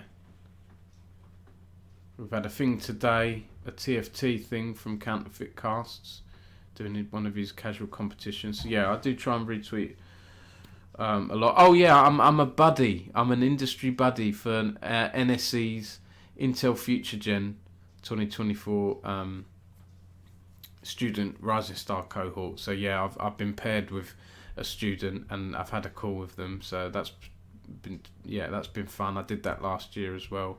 Other buddies in there, OD, There's a whole mix of people there. Billy at British Esports, Chris at Sheridan's, and so on. So yeah, Sam at ESI. So yes, very, very good. I think that's it from me, everyone. John says, always good to catch these to find out all the stuff happening in the UK. Thanks, John. Yeah, that's why I do them, you know, because I know some people just don't like reading. I know some people just like chatting. I like chatting. Although it's talking to a screen, and you know, there's real people behind the screens that are chatting with me, and I like the interaction. It's just a nice thing to do. It's good practice, you know. I like to stream now and then. Right, that's it from me. I think I might watch a bit of Match of the Day and play some games before bed, and then it's off. My son has a match tomorrow morning, see how he gets on. I always like the Sunday League footy. And thanks everyone for watching. I appreciate it as always. I was feeling a bit burnt out the other day. I'm hoping this feeling I had subsides a bit, but I was alright with the stream today. I wasn't feeling the pressure. It's a different type of work. I think it's just information overload when it's just me doing all the articles. Most of the time it can get to me. But anyway, thank you everyone for your support. Have a good rest of your evening. Matt, should we raid someone before I go? Let's have a quick look. Let's see if there's anyone on my friends list that I can raid. I like to go for people with low viewers like mine. James Bardolph, he was at the IEM watch party last week. He's streaming Apex Legends to four people. So let's raid James. And how do I do this now? Create a dashboard, isn't it? Let's have a look here. Stream manager, I think. Raid channel, there we go. There we go, let's raid. Let's raid James. Thank you all. I appreciate you tuning in. Lovely bunch of people. Yep, see you soon. See you soon. Hopefully see some of you at Epic Land, maybe Insomnia and whatnot. We'll see, right? But always good to chat to you. And thanks for your support. Because it makes me, I wouldn't have my site without readers. I know I get a lot of readers through Google, but it's really important having a community, I think. Right, 7 viewers are ready to raid. Here we go. I'll see you all soon. Thanks for watching.